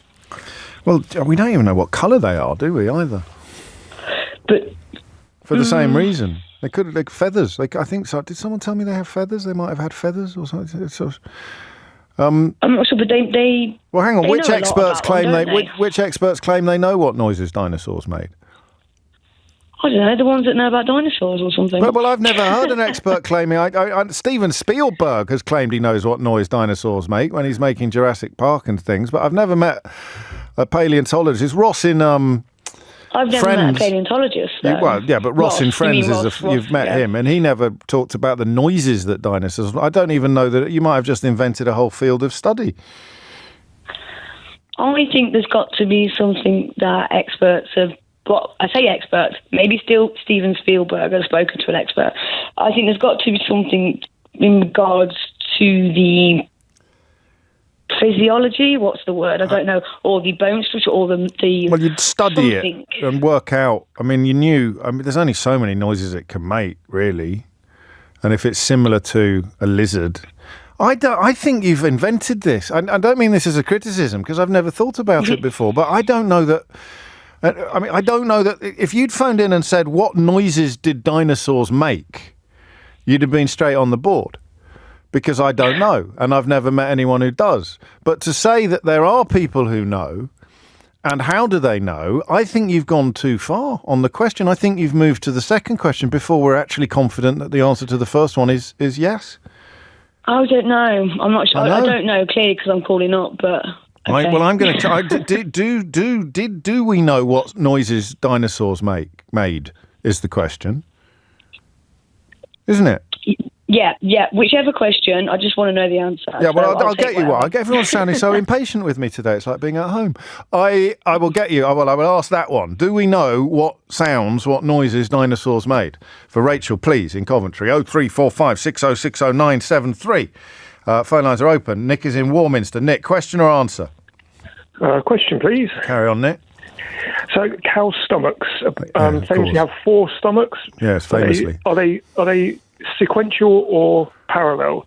Because the reason I wonder is they're ruminants. They chew the cud. Yeah. But then that gives you, if the stomachs are one after the other, it gives you a management problem of what's been chewed as a cud and then can go on to stomach 2. And what hasn't and needs to come up again, or is stomach 1 off to the side, and then after they've chewed the cud, it then goes into stomach 2. So, just how is it all internally managed? Yeah, you sound, and correct me if I'm wrong, as if you've spent quite a lot of time puzzling over this. It's been mulled over the years. I mean, it would have been quite easy to find out theoretically, but you've elected not to find out for yourself, and now you phone me. That's it. Well, I've got a long list of things to phone you about. This is just the first time I managed to get through on. Oh, fantastic news. If they're all of this good, mate, you can have your own show. It's got to be sequential, hasn't it? Well, that's what I thought. That was my initial assumption, one after the other. Yeah. But then, presumably everything goes into stomach 1, all needs to be brought up, chewed as cud, and then banged through to stomach 2. Yeah. Before they eat anything more off the ground. Yeah. Or get mixed up. Or well, maybe let's not get distracted by that. You kind of go through come back up from the bit where they can't digest it, chew the cud a bit more, and then it slips through stage 1 or 2 and gets to stage 3. It can't be parallel. Otherwise, there's no evolutionary purpose to chewing the cud. Is there? Well, it helps with the digestion. It has to be sequential, because if it was parallel, then each of the 4 would do the same job. They'd have to have 4 esophaguses if it was parallel. Maybe I'm maybe using the wrong parallel. Sequential was a bad terminology, but as they swallow it the first time round, like lungs, you separate in the trachea to left and right lungs. Maybe there's a management system there that says, right. I don't see how. They'd have to have four different pipes going into 4 different stomachs. Or potentially 2. One to stomach 1 until it gets digested a bit. Well, that would be sequential and parallel. Yeah, so maybe it's a mix. It's got even more confusing now. Is it sequential parallel or sequential and parallel? Yeah. Flipping heck, Nick. Abomasum is a word that comes into my mind for reasons I'm not entirely clear about. Abomasum. Is that one of the stomachs? Oh, I don't know. I don't know either. All right. Is it 4 different stomachs in a row? Is it 4 different stomachs side by side, or is it 2 different stomachs side? Two sets of 2. Yeah, or something like that. Yeah. So is it like a scrum in rugby, or is it like the back line? Yes. that deserves more. Thank you. Good Lord. It's got to be like the back line, hasn't it? But we'll find out. 0345. Special prize if you understand the question. Paul's in Sutton. Paul, question or answer? Question, James, regarding Donald Trump. I categorically said that we tried to keep this a politics-free hour, Paul. And it's here not you really are. politics. It's not really political. All right, then. Go on. At the end of his 4-year term, and if J.D. Vance decides to run for president, is Donald Trump allowed to run as his vice president? Trump for VP. And if he is, it's maybe a second question, but if something happened to J.D. Vance, could Trump take over again? Well, that might be the answer to the question, is that he is not allowed to run for vice president because he could then become president, and the Constitution doesn't allow presidents to do a third term. I think the problem with your question, as you probably know, is that it will rely upon the Constitution, for which Donald Trump has already shown grave contempt. So if we confine it to the Constitution, as in the rules that everybody else has abided by, but which we accept Donald Trump may not, I'm pretty sure that to run for vice president, you have to meet the same criteria that you do to run for president. Would be interesting to be certain. It would always be interesting to be certain, Paul, but neither of us are philosophers. Let's try and find out. Can he run for vice president? I don't think so, because he can't run for president for a third time. But as it's beautifully put, actually, it would be nice to be certain. 12:43 is the time. Steph is in Wimbledon. Steph, question or answer? Answer, James. Carry on. It's about the hair growing quicker in the summer. Oh, yes. And it does grow quicker in the summer than it does in the winter, and it grows quicker in hotter climates than it does in colder climates. Why? Because of your capillary blood vessels, they dilate in the heat, and therefore it carries more blood to the follicles, and it carries oxygen, and it carries all the nutrients, and therefore it feeds the follicles, and therefore your hair grows quicker. Well, how delightful. And more vitamin D as well, I would have thought. Well, it's just, vitamin D is more to do with the melatonin in the skin colour, whereas... No, the keratin. Keratin as well. Keratin, yeah. Hair's made of keratin. Don't leave out. Don't forget the keratin, Steph. It's all about the keratin. So you've got the circulation and the blood circulation, bringing more nutrients up to the follicles. You've got the keratin and oxygen being created by the vitamin D. Also, you're not wearing hats. Well, you do wear hats quite a lot in I'd have thought in summer. You do? Yeah. Well, you do. Otherwise, the scalp, depending if you have a bald spot, you have to wear a hat, don't you, James? Do you know? I mean, why are you saying it like that? Why do you say don't you, James? I might have a comb over. Do you know? This is Anecdote Central today. Would you like an anecdote? This is my third anecdote from this trip. Go on then.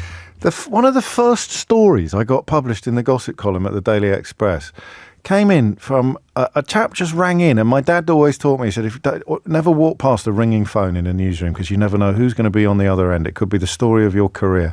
And do you remember when they found the canoe man in Caracas or wherever he was? Do you remember that story? Yeah. That was someone just picking up a phone. A woman had been looking for properties in whatever country they ended up in, and just saw this photograph, and for some reason recognised him, and phoned the Daily Mirror and said, "You know that bloke who disappeared in a canoe? I think I've just seen him in an estate agent's catalogue in Caracas." So that's the reason my story was not quite as big as that. When I just answered a ringing phone at the Daily Express in the late 1990s, and it was a bloke who ran a kind of cottage ointments industry. He was a scientist, and he was trying to meet, and he'd done a cream for bald patches. So you can't put normal sun cream on a bald patch because it's greasy. So he tried to make, for himself, I presume originally, he tried to make a cream, a sun protection, SPF, specifically for bald patches. And did it work? I think it worked, but that wasn't the story. Bearing in mind it was a gossip column. And he rang me up. I'm probably about to breach the Official Secrets Act. But he rang me up, or he just rang the number randomly because he was trying to get some promotion for his tiny little business, because he had a customer that he thought we would be interested in. And it turned out that he had just received a cheque, and that proves that it was real because the name would be on the cheque, to buy a tub of the bald patch specific sun protection cream from, do you want to have a guess at who it was? I haven't got a clue. Go on then, tell me. Camilla Parker Bowles. Camilla Parker Bowles, as she was then. So who was she buying it for altogether now? Prince Charles. And he faxed me a copy of the cheque to prove that it was true. Wow. And I wrote that up and of course, because I'd answered the phone, I got the credit for the story. Well, there you go. Anecdote Central today, Steph. And you get a roll. What are your qualifications on hair? Well, I used to be a nurse, so I had to study anatomy, physiology, and how the body works, basically. Right, keratin. Round of applause for Steph.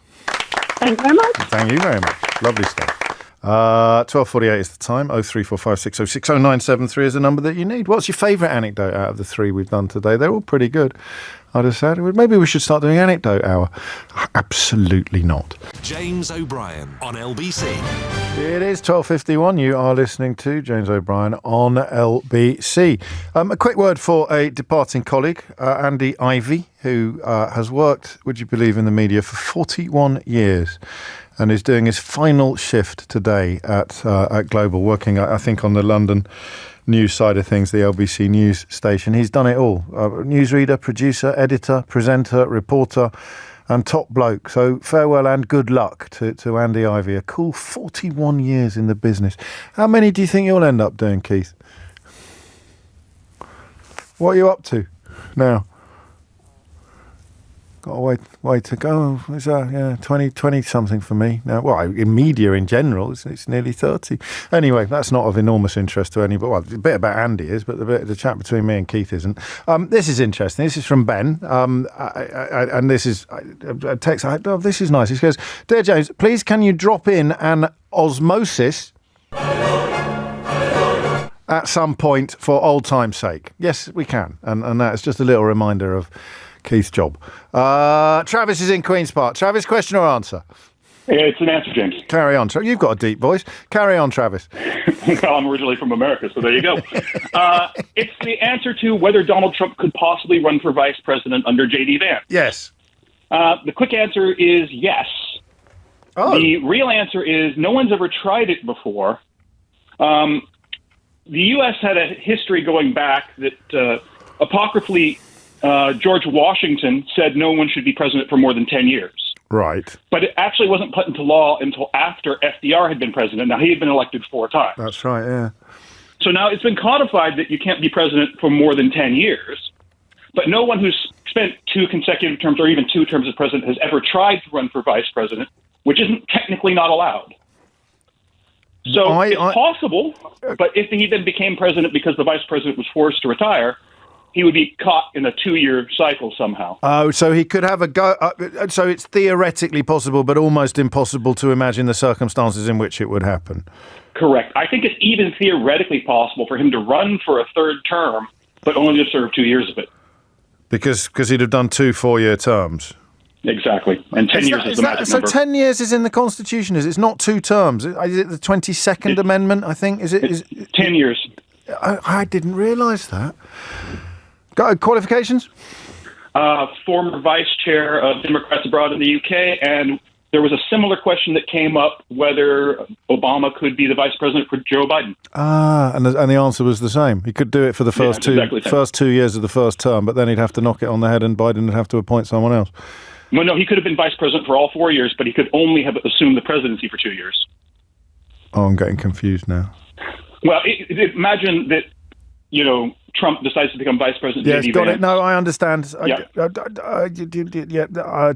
Okay. Because he wouldn't have done it for 10 years. Yeah, I'm going to give you a round of applause before my brain explodes. Great work, Travis. Great qualifications as well. Great qualifications. Take care, man. Hey, you too.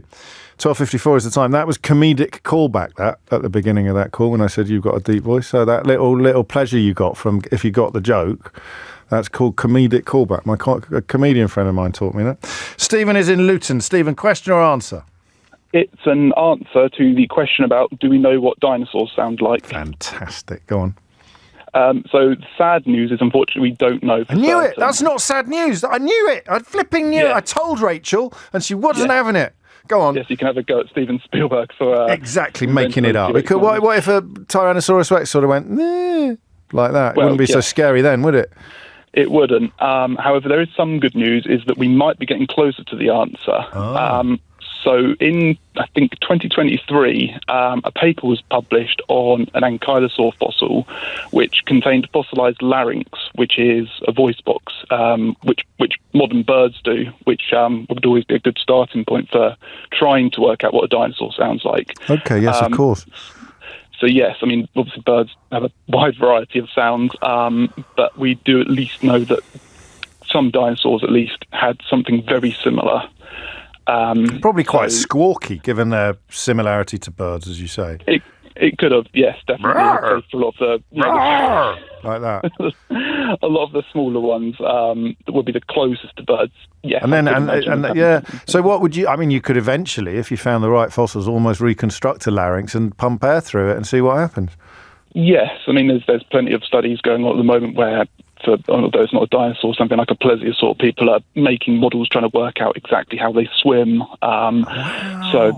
So who knows? Hopefully, in time with more evidence, we might get. We'll get there. So that was really interesting because I thought that perhaps Rachel's question was being a bit presuming too much, and it turns out it was. Qualifications? No formal qualifications. No, just a keen interest in dinosaurs. So you're an amateur paleontologist. Go on, give yourself some credit here, yes, Stephen. Yes, wear it with pride. You're an amateur paleontologist, and you've got a mystery hour round of applause. So now you're a qualified paleontologist. Thanks very much. You're very welcome. I'll have a go. Okay, David is in Llanferfycn. Not bad, James. Not bad. Go on, you do it. Llanvo Fechan. Yeah, it was bloody awful, mate. Wasn't it? But you're very kind and generous. Question or answer? It's an answer, James. Yes. I was just thinking. You said a minute ago that you before my brain explodes, and I'm now going to hit you with physics equations. Oh, great! Go on. It's to do with the drill losing power. Yes. You had an answer a second ago, but I think there's a bit more to it than that. Go on, basically, an electrical cable, the longer it gets, the more electrical resistance you've got. Yes. So the analogy I use with my students is it's a little bit like you've got, if you imagine a corridor, and imagine the corridor is sort of fairly full of people. In order to get from one end of that corridor to the other, you've got to kind of weave and push past people, and people get in your way. That's resistance. It's exactly the same idea. Love it. Now imagine that the corridor is 10 times longer. It's going to be 10 times harder. And it's exactly the same for electrons. Wow. Does that make sense? Yeah, of course it does. So it would run out eventually. Yeah, the resistance actually depends on the dimensions of your cable. And it also... That's why I said he'd be better off with 2.5 mil. core. Well, this is it, exactly, and I couldn't agree more. They laughed at me. They're not laughing now. Oh, I'll tell you what, James, it's just not fair, is it? Qualifications? I'm a physics teacher. Got it. And James, who was the one who was feeding me the lines I needed to sound like I knew what I was talking about earlier, has done the calculations, David. Do you want to run your eye over them? Have you got your red pen ready? I've always got red pens I thought you in my might. bag, Have you got James. one poking out of your top pocket? I hope. 1.5 mil flex loses around 10 volts AC per 100 metres. So you would need a 1.5 mil extension lead to be about 2.4 kilometres long in order to reach 0 volts at the end. So give or take about 1.5 miles in old money. Good grief. Isn't that fantastic? That is absolutely fantastic. Let's all give each other a round of applause. Can we have an avalanche of applause, please, Keith? Thank you. And finally, thank you. Great work, David. Your students are lucky to have you, and I'll practice the pronunciation of that town. That's it from me for another day. If you have missed it, I have to pick I can't pick a favourite. Let's give it to Kira, who didn't get an answer to her question about smells. But, oh no, she's in Sydney. I can't give it to... Well, it's got to be James then with the drill question, hasn't it? I might make up for him getting a bit impatient with me and my messing around. If you missed any of today's show, you can listen back on Catch Up on Global Player, where you can also pause and rewind live radio, as well as listen to a range of podcasts, including James O'Brien Daily, the best bit of my show in 60 minutes every day, just for you. Download it now for free from your app store. Head to globalplayer.com. Coming up at 4 on LBC Tom Swarbrick. But now it's Sheila Fogarty. James O'Brien on LBC.